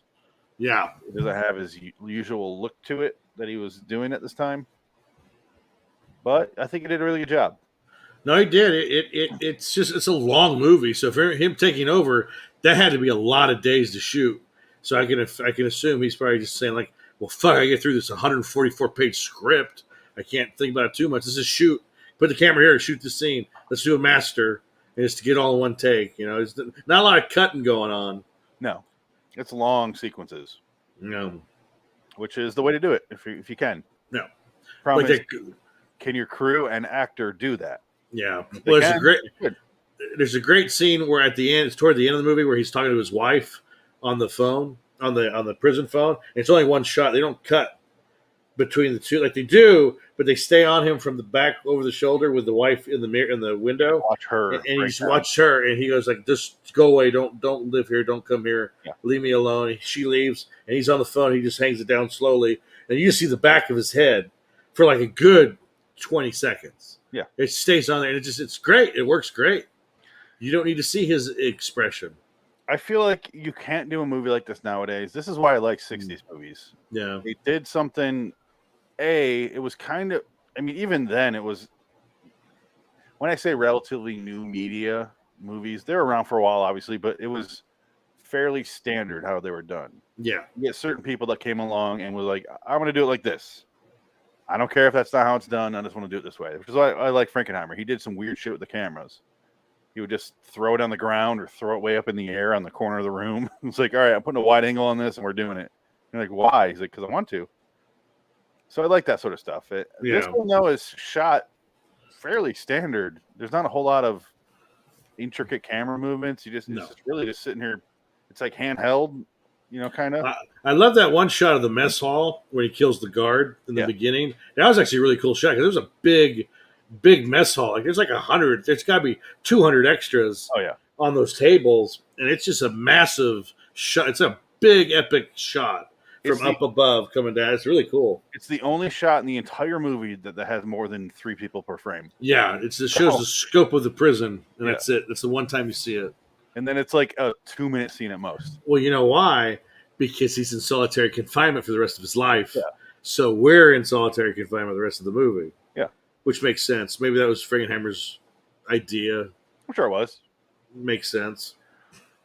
Comparing, I mean, we can go through the story, but it's really quick to go through it. Not a lot. Well, it's not true, so that's the other thing. That's going to be more of what we talk about. Yes. Let's go through the story real quick. A couple setups. Basically, he's in Leavenworth. Why is he there? He killed a man for messing with a woman. Yeah. But in real life, he was a pimp in Alaska, and he beat the shit out of a guy that didn't pay his whore, and he went to prison for murdering a man who didn't pay the whore. Yeah. So, he not a good man. He killed multiple people in prison, and that's why he stayed in prison. He killed at least 4. Yes. Yeah. One of them a guard. We'll get to reality versus the movie after this. Yeah. But he's in Leavenworth. He meets Carl Molden, who's the prison warden. He does not get along with him. Carl Malden's just like, why are you such a dick, pretty much? And he's just like, Burt Lancaster is a dick in this movie. They don't paint him as a sympathetic figure until way later. When he's old. Beginning, he is such a dick. Yeah, he is. And he doesn't say anything. He's not even polite to anybody. And then his mom, he's like clearly sensitive about his mom. He got in a fight in the beginning because some guy mentioned his mom. Because his cellmate touched a picture of his mom. And the guy's like, hey, he's my friend. Can you just forget this beef? The guy's literally trying to make peace for someone else. And he's like, fuck you, old man. Beating the shit out of him. He hits him with the laundry basket and fucks up his face. He's all cut up and bloody. He pulls out a knife and he's just like, laundry basket again. Pocket laundry basket. Yeah, they get broken up, but then later on in the movie, after a few more scenes, his mom is coming to visit. She can't come on Saturday because it's the Sabbath, so she's going to come back next Friday. And he's like, but we need to get her today? And he's like begging the guard. And then what does he say to he touched the guard. He's like, come on. And he grabs the guard. And he's like, I got to report that. I got to report it. He's like talking to him in the mess hall. And he's like, can you not do that? Because they're not going to let me have visitors for a couple months. Yeah. She came from fucking Alaska out here to Kansas. Can we please let her in? Please just wait. Even just wait to report this. And he's like, no, I can't do that. So then he stabs the motherfucker. Well, he goes, this is the rules. I can't disagree with the rules. You just about rules. That's all you are, rules. And stabs him in the fucking heart. Yep. And then Carl Malden said, I can't believe you killed that guard. He goes, the other thing I'm sorry about is the widow. And I was like, oh, Jesus Christ. But I guess in reality, he killed the guard because he wasn't allowed to see his brother. Yeah. Brother. That was a true story. Yeah. Which it's fine. It works for the movie because true story, the mother did lose interest in her son when he got pussy, when he married that woman who was a bird watcher. Weird. Fucking bird people are weird. Fucking weirdos, man. Yeah. The letter writing campaign by a bunch of fucking bird watchers trying to get this fucking psychopath out of prison. He gets another trial for this because he killed a prison guard in prison. He gets sentenced to death there on his appeal. Yes. So he appeals life in prison, and then he gets death. So maybe don't do that next time. And then stop killing people. His mom goes and visits Woodrow Wilson's wife, who was actually the president at that point, because I think he was a vegetable at that point. Yeah, he was done. Yeah, that's why she goes, why should my husband see him? And he's like, because he's white. That might as well be what she said. Yeah, because Wilson was a fucking bigot. Awful she human might as well being. have said, he's white. You have to take care of him. Awful man, awful president. One of the worst. I hate Wilson. He destroyed everything. Like he's the reason we have the race problems we have today is because of that asshole. He's just the worst. He's a piece of shit. Hate him forever. And then you But can blame the homeless problem on Hoover. Well, that wasn't his fault. I'll give Hoover a break. It wasn't his fault. It's Van Buren. Van Ruin did that. Martin Van Ruin. Poor Hoover just got the fucking the leftovers, and it wasn't his fault. It's just like the Hoovervilles. It's like he didn't do it. That was Martin Van Buren, asshole. But whatever. Don't call me an asshole. How dare you, son? You're really defensive of presidents that died. They're dead. Been dead for 70 years. Yeah, 70, whatever. Oh God. All right. Yeah, he gets that, and then his mom gets him out of death row, but he's going to serve the rest of his career because of the wording. And his thing was, "You will serve solitary confinement until you get put to death." Since his death sentence is commuted, it's still written that way. So therefore, he's constantly, forever going to be in solitary confinement. It's like Terry Gilling's Brazil. Yeah, but you know what? Fuck, that's better than anything. I would love if that was like what happened to me. You're in solitary confinement. Would that be better?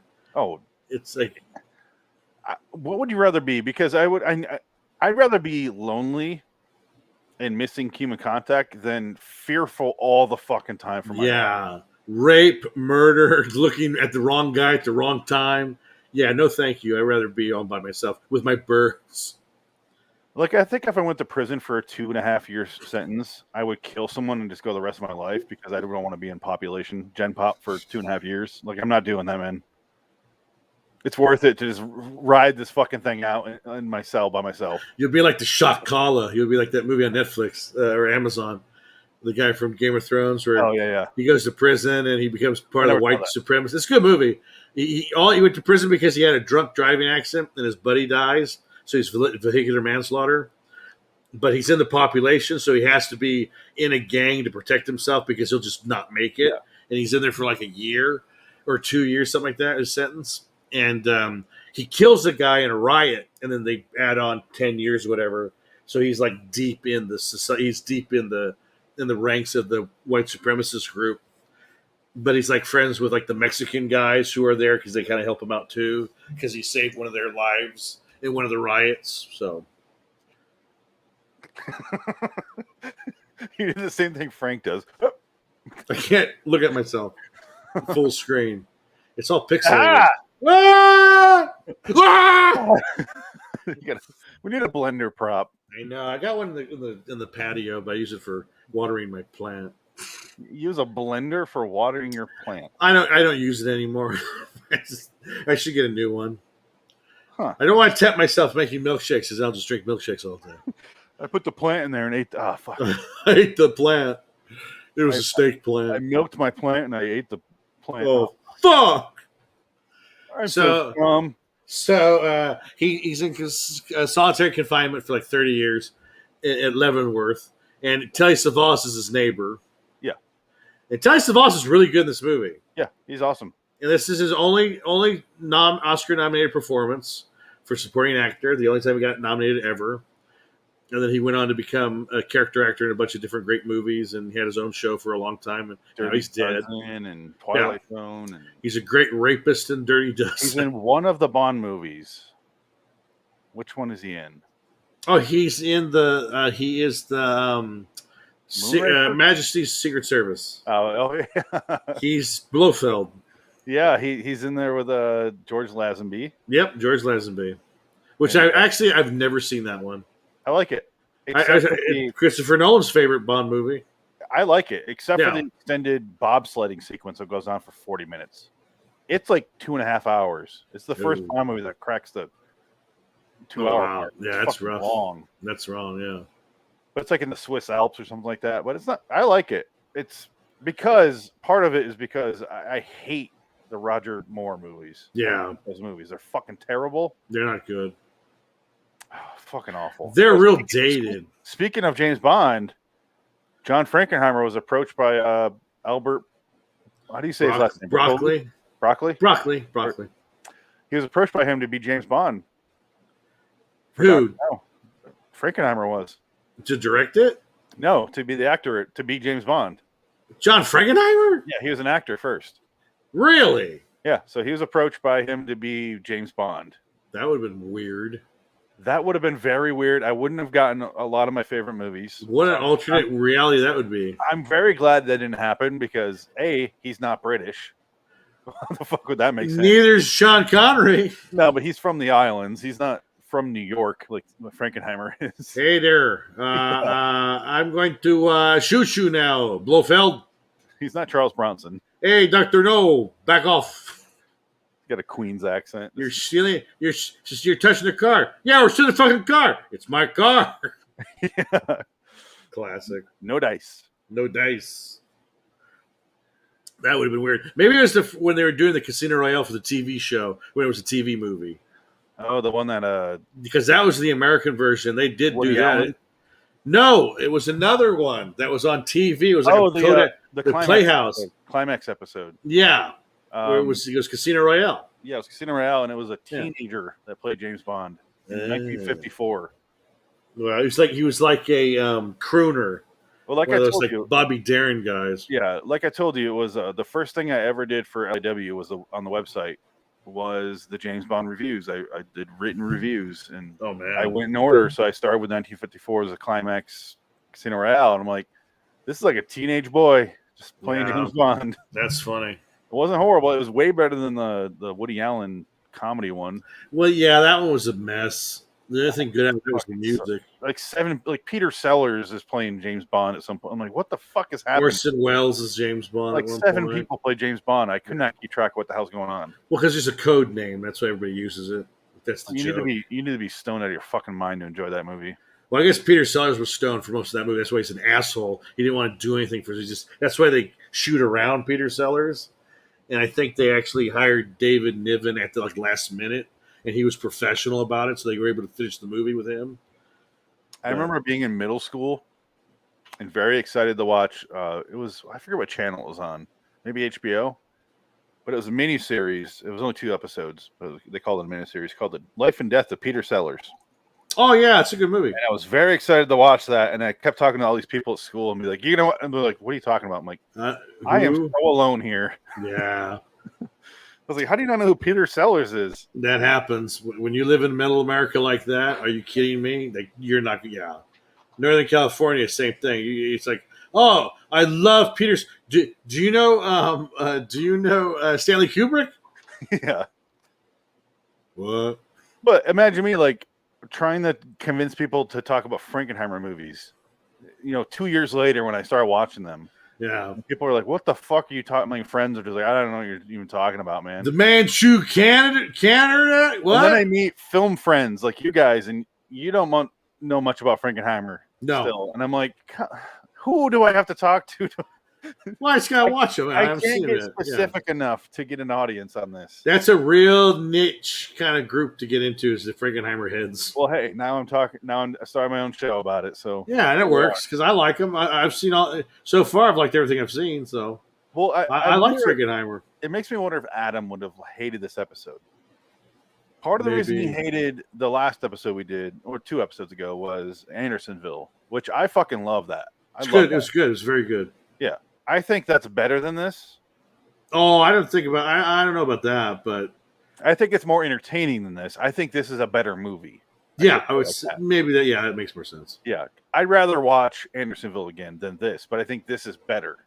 Yeah, it's kind of like how I'd rather watch Airheads than The Godfather if you gave me a chance to watch one movie. Well, it's shorter. Yeah, but it's also like, oh, this is fun. But Godfather is like a fucking meal. You get it. Well, this is like Andersonville, and this is about the same length. Well, Andersonville's over 3 hours. It's about almost 3, but this is so's this. Yeah, this is 2 hours and 28 minutes to the last second. But I think Adam would have liked this because it doesn't have the misery that Andersonville has. You're not watching your characters deteriorate before your eyes because they're in a horrible shit prison. Yeah. You're not watching his soul be crushed. In fact, you're watching the opposite. He's overcoming it by learning his own shit.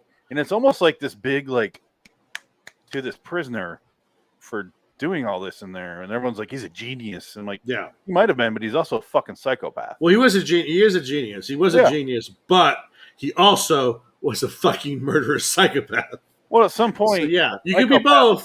Outweighs how genius you are. Yeah, Obviously, when you don't care how you're going to get your anal sex, you're a monster.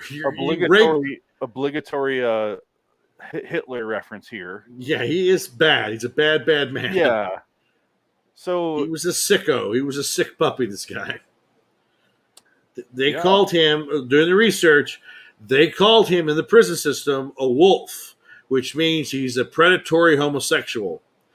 So he is Boggs from Shawshank Redemption. Hard to get. I like that.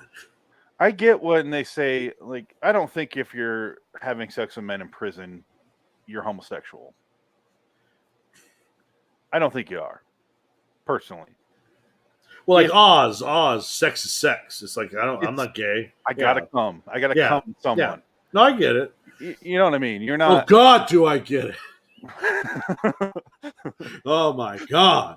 So many wasted years. I get it now. It's wonderful. But obviously, you know what I'm saying. Where it's not. Yeah. If he was gay before he went in prison, yeah. Well, even Sopranos did that joke. Yeah. Where he goes, when she went to prison, he goes, "Hey, you got no choice. There's no girls in there. You get a pass when you're in prison. You get a pass." Well, they say like when you have prisons that have conjugal visits, there's way less violence in there. Yeah, well, I'm sure. Yeah. I really think but the problem is the perception that people on the outside see. And I'm like, I don't give a shit if they rape each other. And I'm like, I kind of do. Well, here's the thing. I think with this guy, I'm sure that was going on, and they sort of probably looked the other way. But this guy wasn't the kind of guy where it was like, oh, it's just a consensual sex act. No, this guy would beat the shit out of you and fuck you. Like he raped you. He was a rapist. He's a bad man. We all need friends in here. Anybody get to you yet? Anybody get to you yet? Oh, he was just on Babylon 5. He played a psychopath. He was great. Every once in a while, I'll be watching something. I'm like, oh, it's Boggs. He shows up. He's great. He's always good. Mark Ralston's a great character actor. He's always good. That guy's a pro. He's fantastic in everything he's done. That pinko bitch. He got a lot of great character actors in that movie. That's That's not Mark Ralston. That's William Sadler. That's William Sadler doing naked. Naked Tai Chi. Yeah. And the guy that plays what's the other guy's name?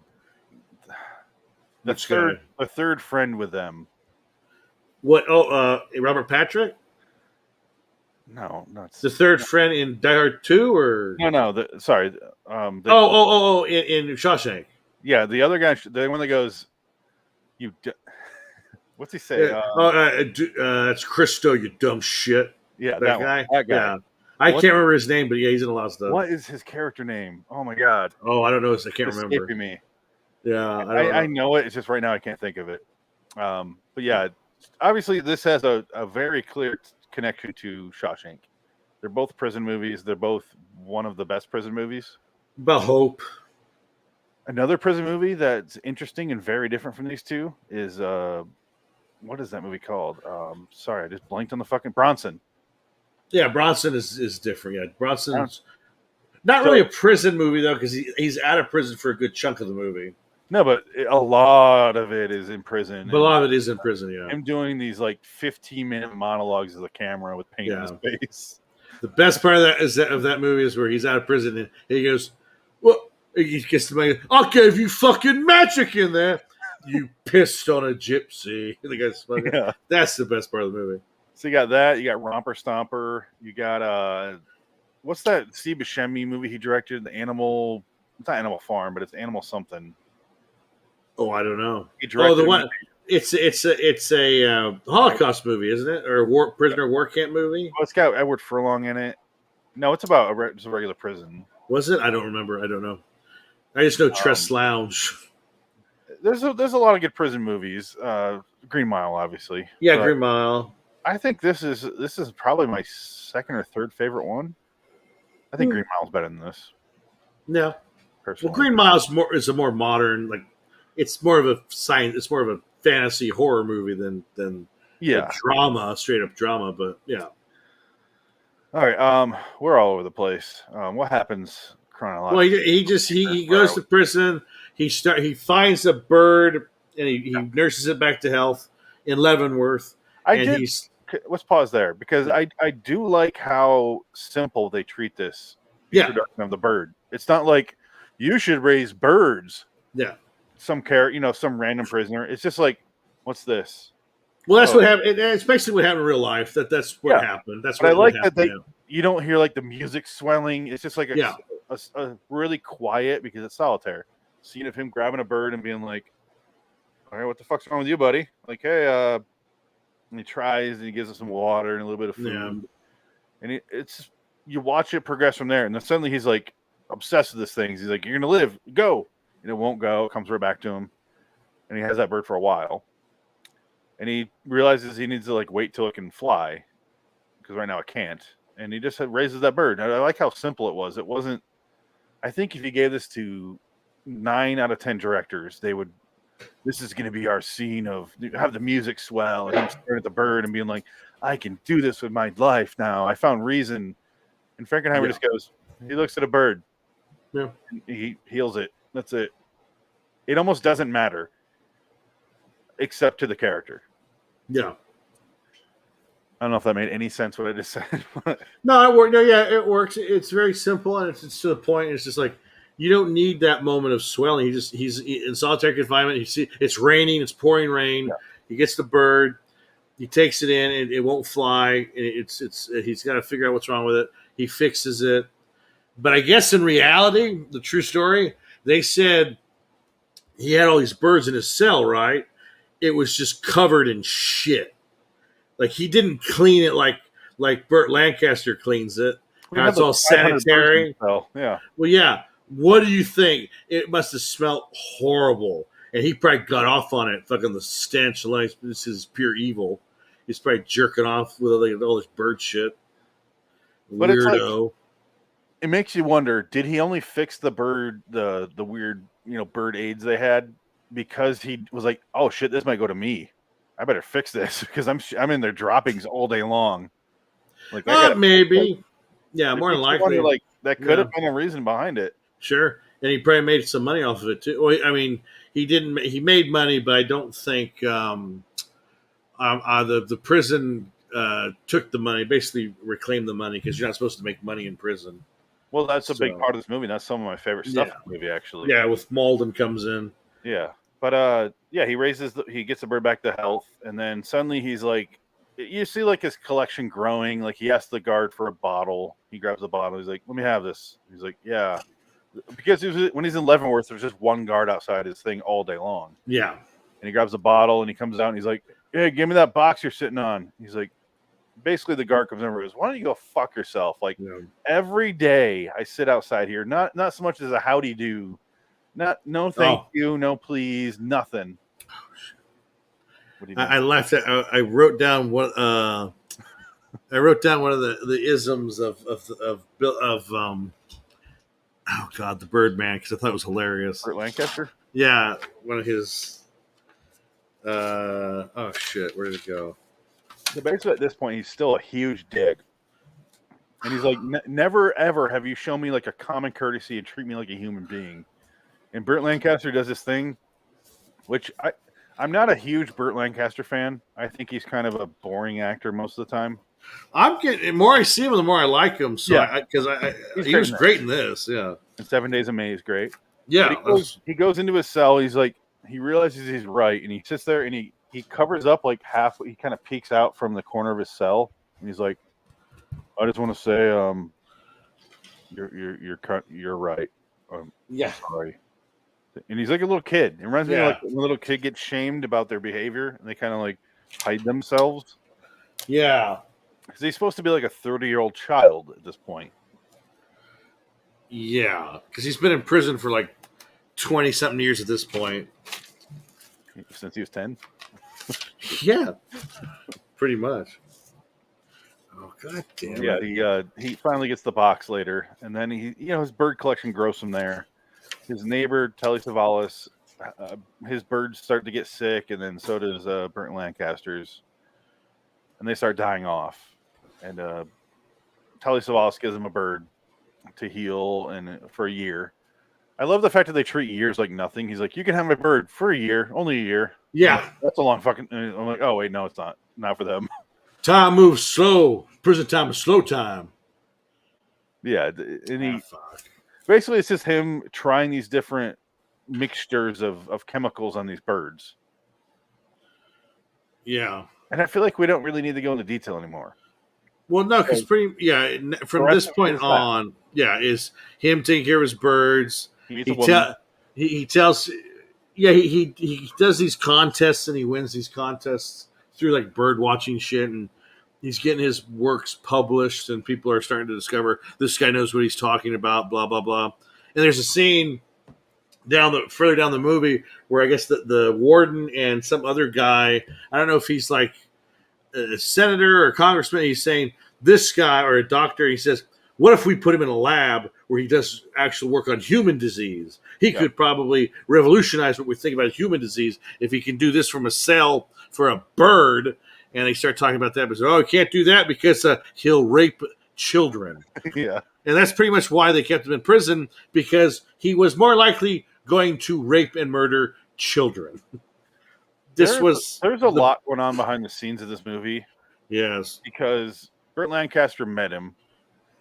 This movie came out in 1962. He died. The Birdman died in 1963. Yes. He never got to see this movie because he died in prison. But Burt Lancaster was trying to get him out. And then Burt Lancaster also said later, just before the Birdman died, he would have molested children if he got out. Maybe it wasn't a good idea.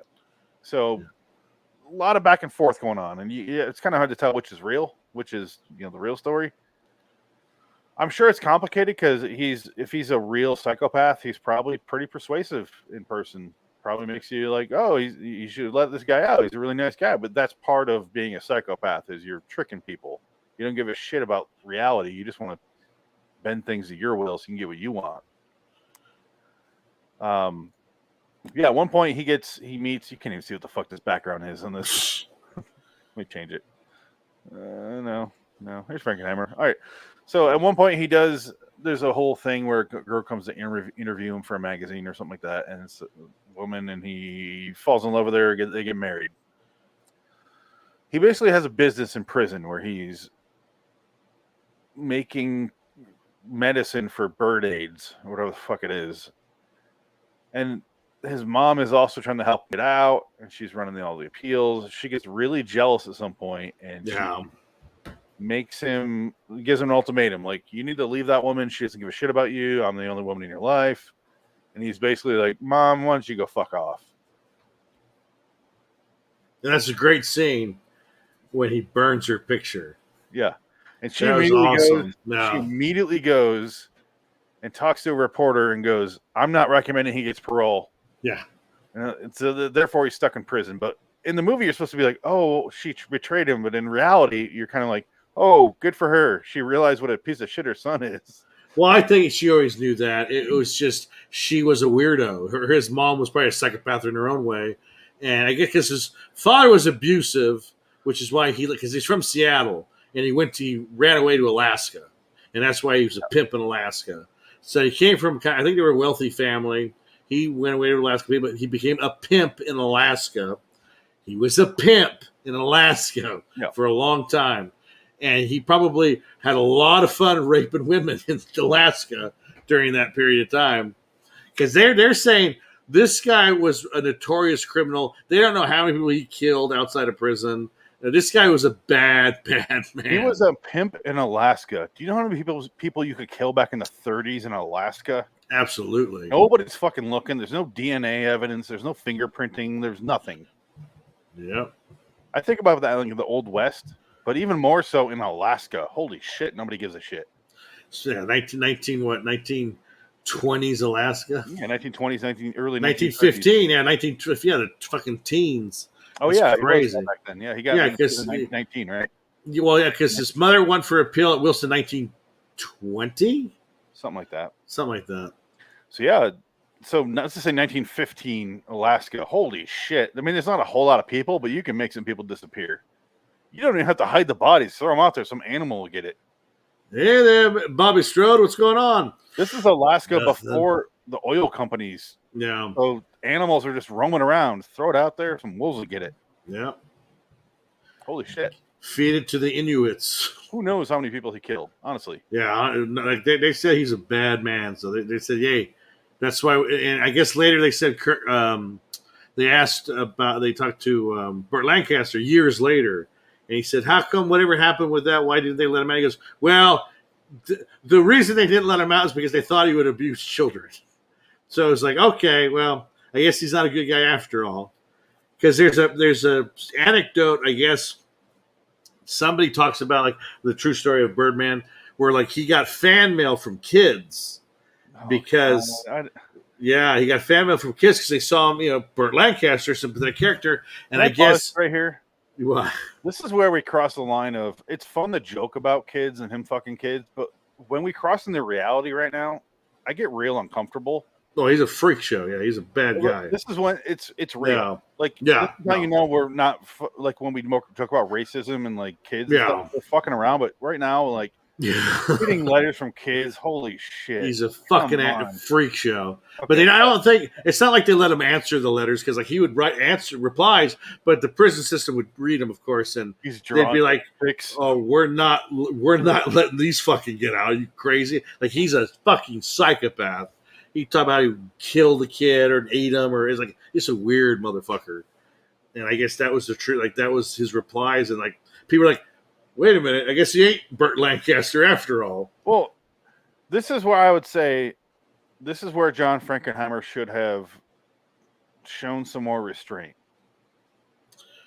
Well, I mean, I get the fact that you have to make a movie with a sympathetic character. I understand that. But the problem is, in the beginning, when he's a huge asshole, he is a huge asshole in the first 20 to 30 minutes of this movie.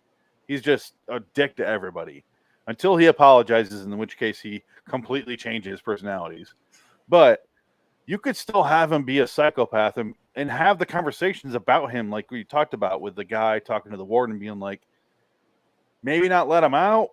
Maybe let him be in prison here in a facility with a science lab. How about that? Right. Yeah. You change the conversation that way, guided toward your new path of where your character is going, where he's not this fucking holy man who's now in prison against his will for something he didn't do, but he clearly killed people. So and they ignore the fact that he killed 2 other people after that guard. Yeah, they don't acknowledge that. That's and also, he didn't throw the guns out after the Alcatraz riot. He didn't do that at all. No, none of that's true. And who was the guy in charge of the riot? Uncle Leo from Seinfeld. That was the guy that Uncle Leo was Bud. He was the guy that started the Alcatraz riots of 1946. Uncredited, by the way. Because this movie has like a 3-minute intro with credits, no end credits. I mean, it ends 2 hours 28 minutes to the second. Like it is the last second is the end, and he gets in the car and drives away. Like it. We'll get there. It is a long movie. It is a 2.5-hour movie, and it ends with no closing credits. It just shows. Distributed by, that's the only logo you see. And it goes away, and then part of it is because it has a 5-minute intro with all the credits, so they got out of the way early. I like intro credits instead of ending credits. I want to end on the minute and be done. But the problem is all these Marvel movies are like 55,000. Well, with the Marvel, they invented they invented, but they put the teaser at the end, the little stinger. And that's why we stayed. But fuck, they have 5,000 visual effects artists on all those movies. Well, I loved at the end of Endgame when it ended. I was like, "Here's the credits." I'm like, "They're not going to have a closing credits, are they?" Because it's the last one. It's the last one of that that whole collection of stories. I'm like, they're not going to have it, and everyone sat in their seats just like waiting. I'm like, I remember that. Yeah. And they didn't do it, and I'm like, I fucking knew it, but I hate to leave early. Yeah. It's like 15 minutes of credits.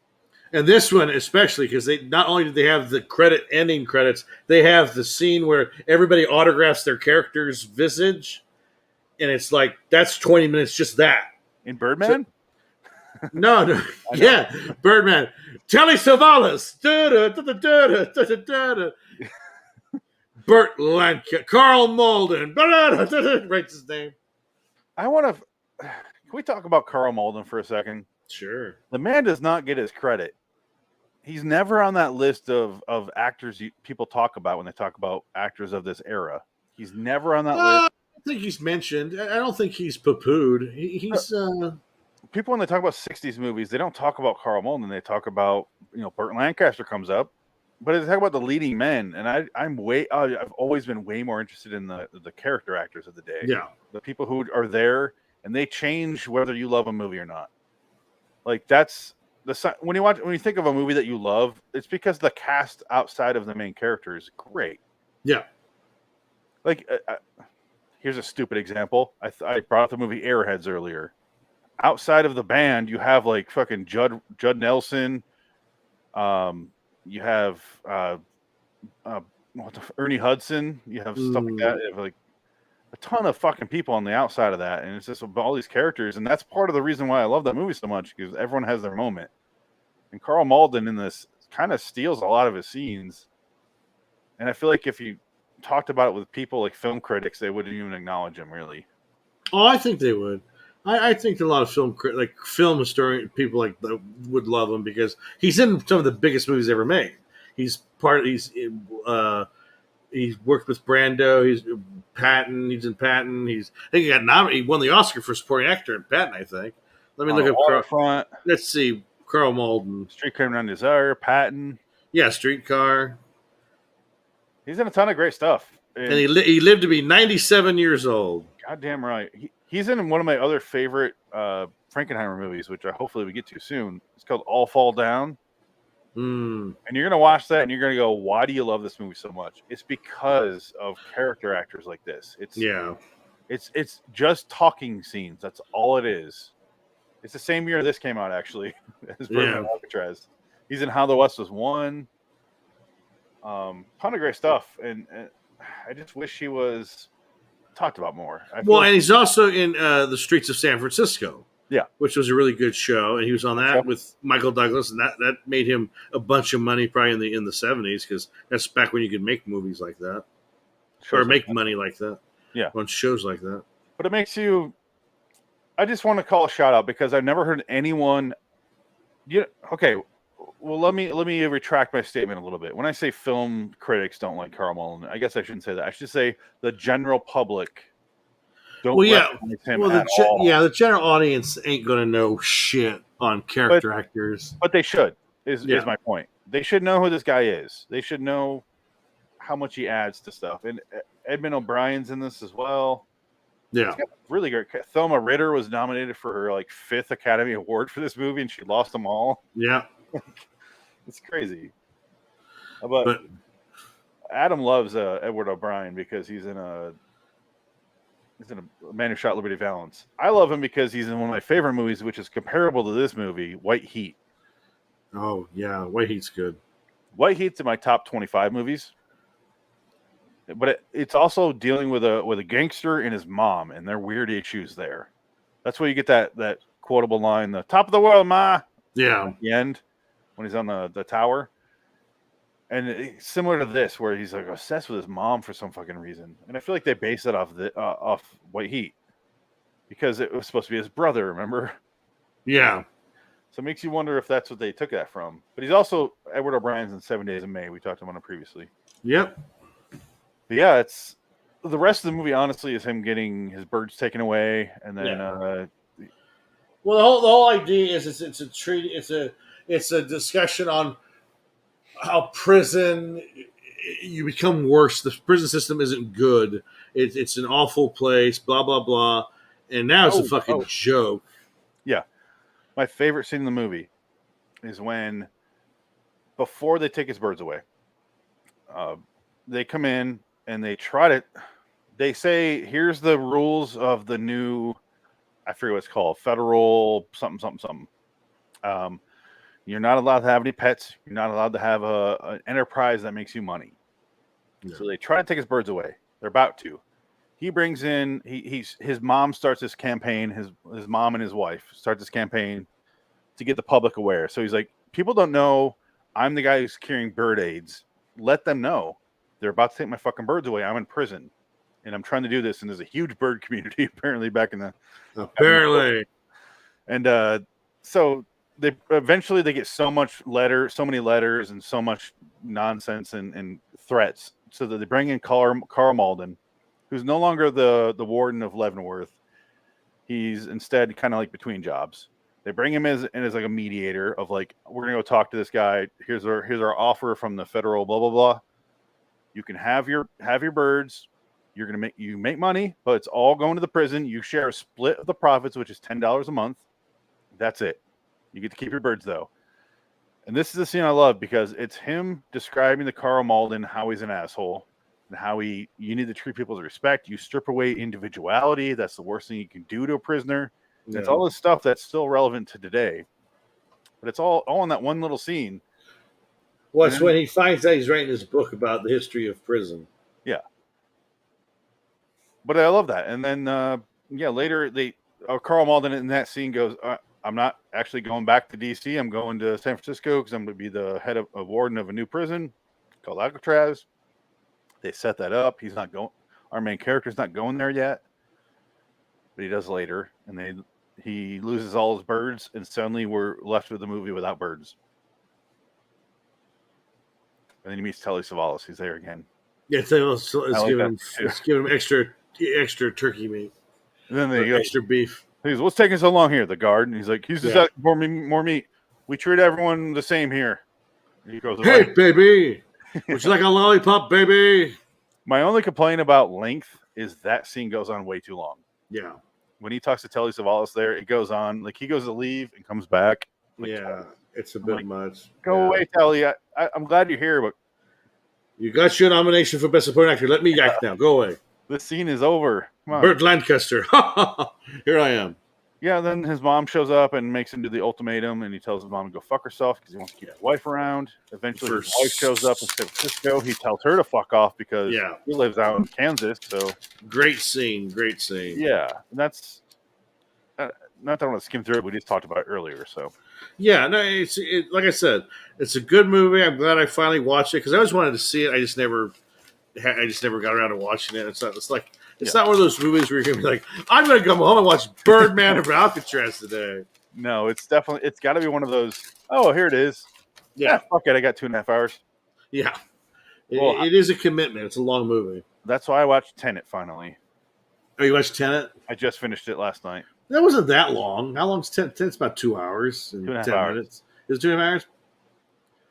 Which I figured out the ending before the movie because as soon as she had that scene, because this is what Nolan does. He always ruins the ending of his movies because he sets it up way early, like with Dark Knight Rises, when as soon as Michael Caine goes, I have this dream where I am sitting in a cafe and I order myself a Fernet Branca, and you're there sitting down. I don't say anything, you don't say anything, but I know that she made it. And I'm like, oh, God, that's going to be the end of the movie. I was like, damn it. I wanted him to die. Yeah. And he does the same thing in Tenet where she goes, I saw one of his lovers jump off the boat that day. And I was like, oh, no, it's her. She jumped off the boat. That's what she's setting up. The second the main character showed up and would fight someone, I go, that's him. Yeah. That's got to be him. Yeah. But so we had to sit there and wait. And I'm like, this is a spectacle movie. It reminded me of Gravity. I'm like, this is a great looking movie. It makes you think about like how they filmed this. I want to watch documentaries about how they filmed it more than I want to watch this movie. Yeah. Same with Gravity, where I'm like, this is a spectacle. The story doesn't fucking matter. Yeah. Gravity I saw once, never see it again. I didn't care for Gravity. I wasn't a big fan of it. I was like, it's fine. Visually, great. Amazing. Yeah. But story-wise, there's fucking nothing. No, it's Yeah. But it's not trying to be a massive story. They just throw a dead kid in there for no fucking reason. Yeah. I'm like, don't even trauma. The girl's got to survive. That's all I need. Yeah. I like Tenet. I thought it was good. I saw it in the theater. That was when the theaters opened for 2 weeks. I went and saw it in the theater, and then they closed them down right away after that. I got to see 2 movies in the theater for a minute. It was the 40th anniversary of Empire Strikes Back and Tenet. Those are 2 movies. Ooh, Empire. I haven't seen that in the theater since what they released them in '97, right? Well, what sucked was the sound was like mono stereo. It was terrible. Why? So it was like the stereo. It was like the sound was not surround. It was 2 speakers up front. That's where all the sound came. It was terrible. It was like they couldn't even try to make this like sound. Give me surround sound with this. If they played the Blu-ray, it would have played better. Well, that's what I mean. It was so disappointing. I was just like, this sucks. I was just like, oh, I want it to be louder. This is not loud. Wow. But whatever. I was very disappointed. I mean, it was fine. You know, I've seen the movie a million times, but well, it'd be funny if it'd be not funny, but it'd be fun if they played the original cut of the movie. No, that ain't fucking happening. Well, I would accept the bad audio then. Yeah. They'd be like, oh, here it is. Yeah, it's the original. No, you have all this. They have their own sound system. So it's like, why don't you guys really do a good mix and put it out and have a really good fucking surround sound? Wow. But they just didn't do it. I don't know why. I don't know if it was just a last minute thing because they just dumped it in theaters. Well, it's why it was a last minute thing. They dumped it in theaters because no theaters were open. It was COVID. So everything was closed anyway. And they just kind of snuck this in because I was watching Tenet and they was like, oh, Empire's coming out like in 2 weeks. What? And I went and got my ticket. It was $5 for Empire to pay for that. Yeah, I saw Memento the same way. It was $5 and like re-release, and I'm like, yeah, fuck yeah! I got to see one of my favorite movies in the theater. Hell yeah! Yeah, but I'm glad theaters are back. I love going to the theater. It's great. But Tenet made me go, this movie's unnecessary because we already have Inception. Yeah, it's the same fucking thing. Yeah.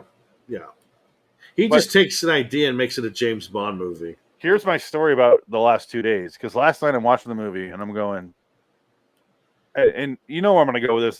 Don't say anything. I'm sitting here, I'm watching. I'm like, I don't know who the fuck this main actor is. I'm watching him. I'm like, God, he sounds just like Denzel. He sounds just fucking like him. This is so ridiculous. And I'm like watching, and we watch the movie, and it ends. And you know, today I'm looking it up. I'm looking at all the trivia, and I'm like, but last night I was describing, like, God, this guy, what's his name? John David Washington. Okay, yeah, he sounds just like Denzel. It's crazy. Yeah. Today I'm looking at him like, oh, someone worked with his father, Denzel Washington. I'm like, John David Washington. Motherfucker. How didn't I pick up on that? Exactly. Who was it? Name threw me off. Well, he's a football player. He used to be a football player. But if his name was John Washington, I go, that's Denzel's son. But it was John David and then you get lost. Did you see Black Klansman? No. He's in that. He's awesome. That's where I first saw him. I'm like, this guy's great. I guess he's in Ballers, the rock show where he plays a football player. I never saw it, but he's good. I like him a lot. He's great. I think he's just as good as his dad. I like him a lot. He sounds like Don Cheadle when he talks in long sentences, but if he says something 3 or 4 words, Denzel. It's crazy. I'm the protagonist. Yeah, but if he says long sentences, just Don Cheadle. I'm like, this is insane. He sounds just like those two guys. It's funny. Alcatraz. It's called Bird Island. You know what the natives called Alcatraz? Yeah. Bird Island.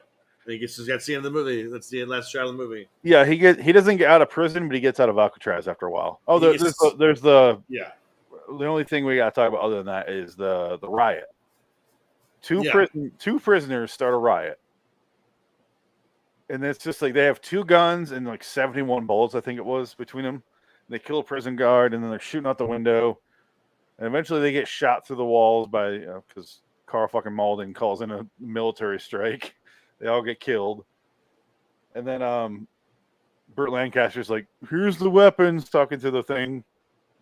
He's like, there's nothing else here. They're both dead. And Carl Molden's like, well, I've known that he's been a thorn in my side for 35 years, but he's never lied to me. And then it's just breezes past that scene. And then he's getting out on Alcatraz off on the mainland.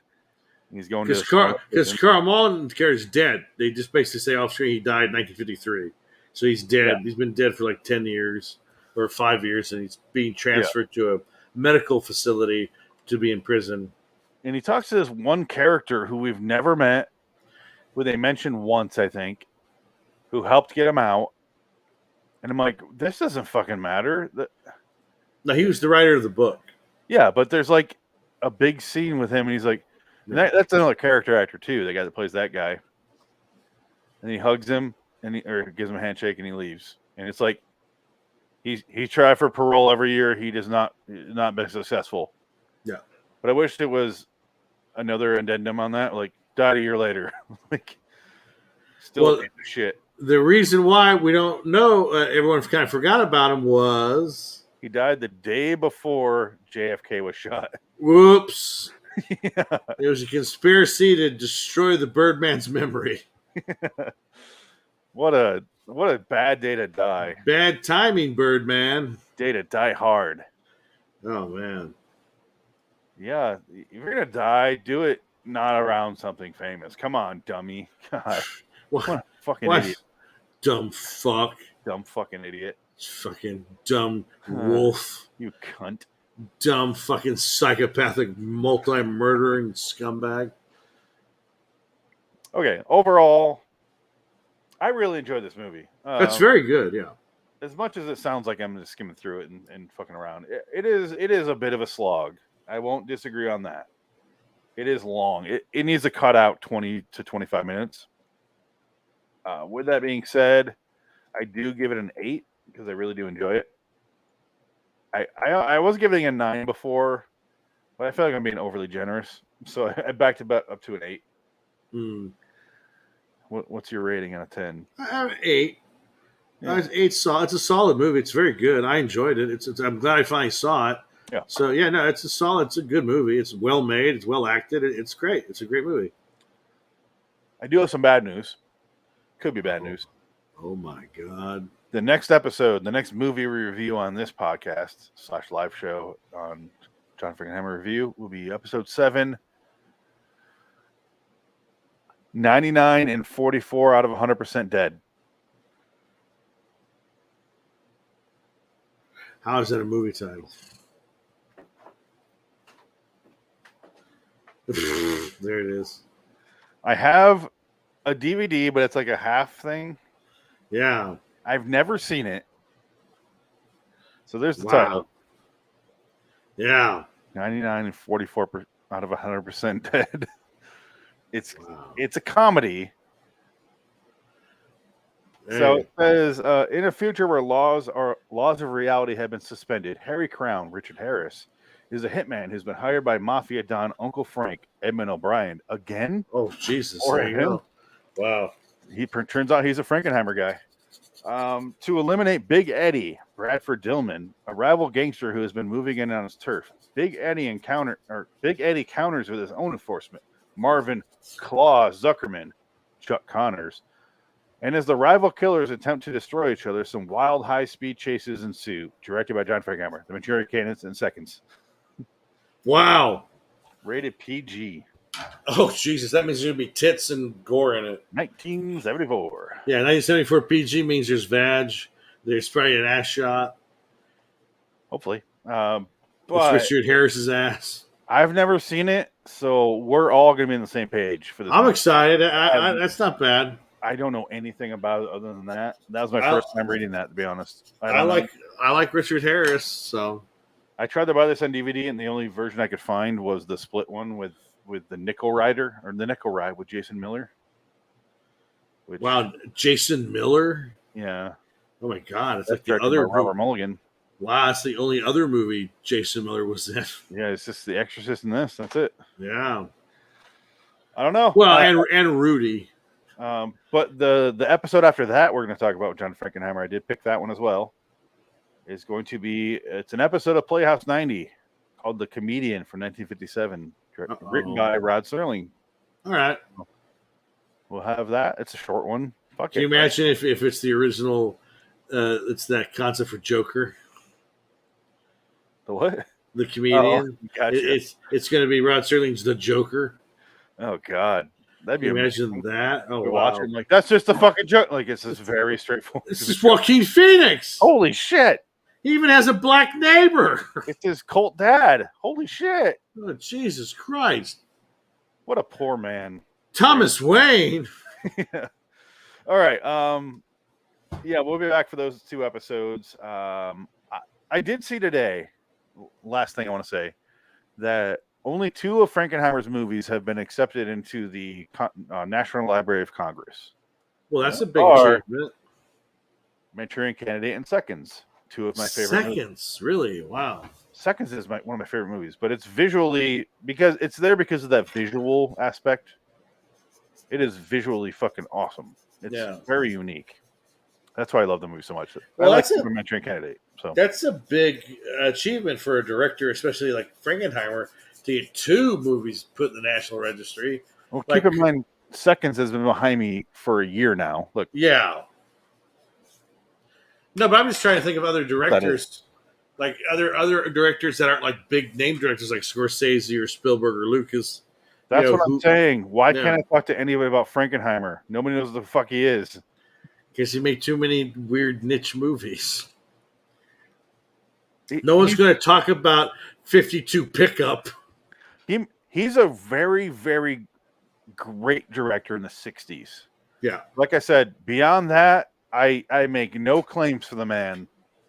After the 60s, before the 60s, I don't know. I'm not going to say he's amazing after that, but the 60s, he was fucking on point. Well, he's a craftsman. I think he just sees himself as a craftsman, Yeah. journeyman director. You get hired for a job, you do it, and you move on, and that's it.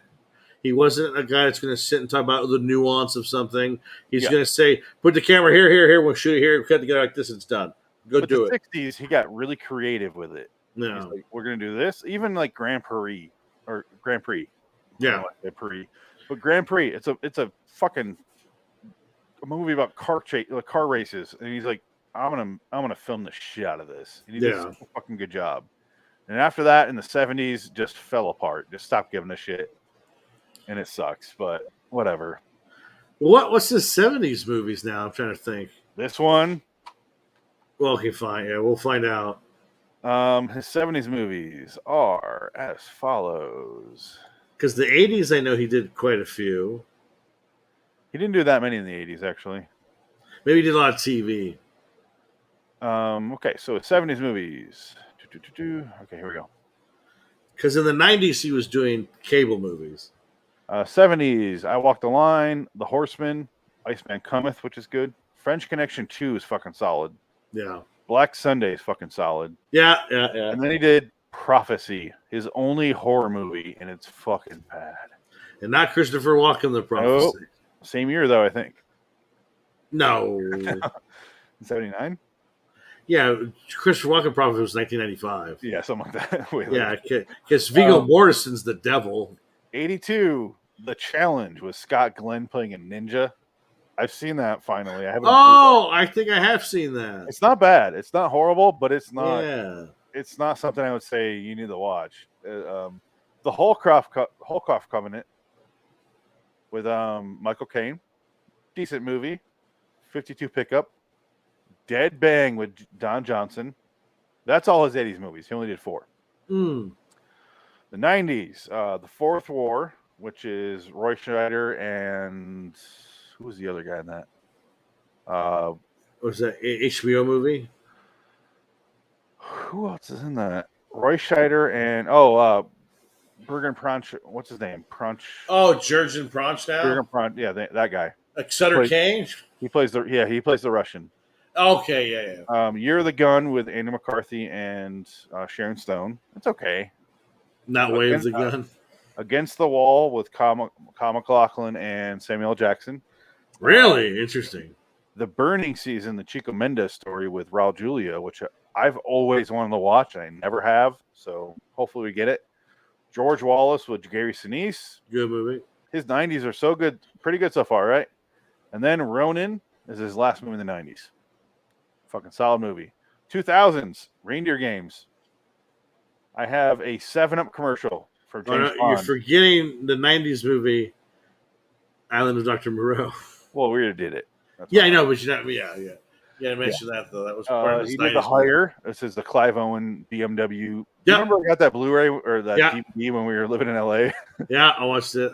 I rewatched it the other day on YouTube. The one with Gary Oldman as the devil. The last thing he did was Path to War in 2002, which is fucking great. It's a good movie, yeah. It's a good movie to go out on because he died after that. Yeah. So. Yep. Yeah, in the 60s are where it's at. Holy shit, we have so many good movies in the 60s to get through. Yeah. one of which I've never seen ever. Two. We got one movie in the 50s I've never seen. I have it on DVD, but not on video file. I don't know how we're going to do that. I might have to do it solo. Anyway, yeah. Let's get out of here, right? Sounds good. All right. Until next. Oh, sorry. LIWstudios.com. Check out the different shows on there. Loitering in Wonderland on YouTube. You can check out this show. Every Tuesday night, 10 p.m. Eastern, we do Twilight Zone episodes. Every Wednesday, same time, we do either an anthology show and then either a John Carpenter, John Frankenheimer, or Nick Cage movie. Next week is Nick Cage cast The Weatherman from 2005. John Carpenter. Yeah. It's not bad. It's not bad. But yeah, check those out. That's it for me. Plugs? Nothing right now. I'll do it later. All right. Until next time, in the meantime, I'm Phoenix West. Dickhead. So long, citizens. So long, John Frankenheimer, you dead fuck. I could be a friend to you. I could be a friend to you, Frankenheimer. Anybody get to you yet? You and your wife in Twilight Zone. 100 Yards Over the Rim. She's in that episode. Check her out. Yeah, there you go. She works at the pharmacy / gas station, wherever the hell they are. All right, because he gets his ice cream there or whatever. He goes inside, and that's her. And then in the William Shatner movie, the girl that working in the soda shack is a 16-year-old girl, and he bangs her. In what? Remember the William Shatner movie where he's a bigot? Oh, he goes to that town. The Intruder, yeah. You know what's funny? Silverstein, a Jew. You know what's weird is two of my early favorites. I mean, Twilight Zone was 10 years earlier than Frankenheimer, but I fell in love with both these things. Had no idea they were so connected. Yeah, right. Because he directed a bunch of Playhouse 90 episodes, written by Serling, and did a movie with him, and had no idea until, I don't know, 5-6 years when I started this podcast, the Twilight Zone podcast. That's when I found out. I'm like, oh, that's crazy. I had no idea. Bye. Bye. All right, that's the end of the podcast. Huzzah. I'm glad you liked this movie, though. No, it was really good. I liked it a lot. I'm glad I finally watched it. Like I said, I've known about it for years. It just was just like, when am I going to sit down and watch Birdman from Alcatraz? No, I don't blame you. I only did because I was going through all his movies, and the ones I could find. Oh, I was going to tell you, if you are out at your thrift stores and you find Frankenheimer movies, let me know. I only have a handful, really. Well, yeah, I'll look because DVDs are just pretty slim now. It's just they used to be great. I used to find a bunch of random ass out of print ones, but now it's not like it used to be. It's a lot of this average fucking I see like Van Helsing all the time. I see the Saw movies all the time. Just random ass movies. Disney movies, the discs are always shit. Oh yeah. Because little kids destroy them. I love it. Yeah, no. She sits there and looks at her Blu-rays and is like, spinning it around. I'm like, stop! Don't wreck that fucking. That costs $30. I don't care if it's Frozen. I'll never watch it on my own. Stop it. Yeah, Frozen. Oh. No, thank you. The last movie I saw in the theater, I think, was Frozen 2, or Jumanji 2. I don't get a choice in movies anymore. Yeah, my God. Oh. Well, that was like 2 years ago at this point. Well, that's why I'm looking forward to my nephews finally getting over here one of these days because I want to introduce them to all these movies and TV shows. Emmanuel in space, definitely. This guy's Krista Allen got the best set of tits you'll ever see. Shut the fuck up and watch. Uncle Dick, why is she touching herself? Because she's fucking horny. Oh my God. That slut. You dirty fucking slut. You can show the Ilsa movies. Ilsa and the SS or whatever it's called. Oh God. Ugh. No, Ilsa my luck. and the Wicked SS, I think it's called, actually. Well, I don't want them to watch what fucking my friends' kids, they watch YouTube shit. Like people actually make homemade TV shows that are on YouTube. They have 5 million views each, or 10, just the most random fucking things you've ever seen. And I'm like, This is the future. They're not going to watch network television or streaming shows. They're going to watch YouTube, whatever's free. They want to watch the Filipino people doing a video with their kids in their shitty little squat apartment. Ugh. So bad. No, this one is. It's a tiny little place. It's like, and there are like 16 people. I'm not like if like fun of Philippines, but like the videos I watch are that, and they're sitting there and they're just like, "Uncle, no!" And it's like, "Oh, we need to go." And it's like, how are you doing this as adults? This is embarrassing. Yeah, but it got millions of views, so they're figuring something out. Oh, it's awful to watch. Well, they got these two pig-nosed girls that they're 8 and 12 or something like that, but they're so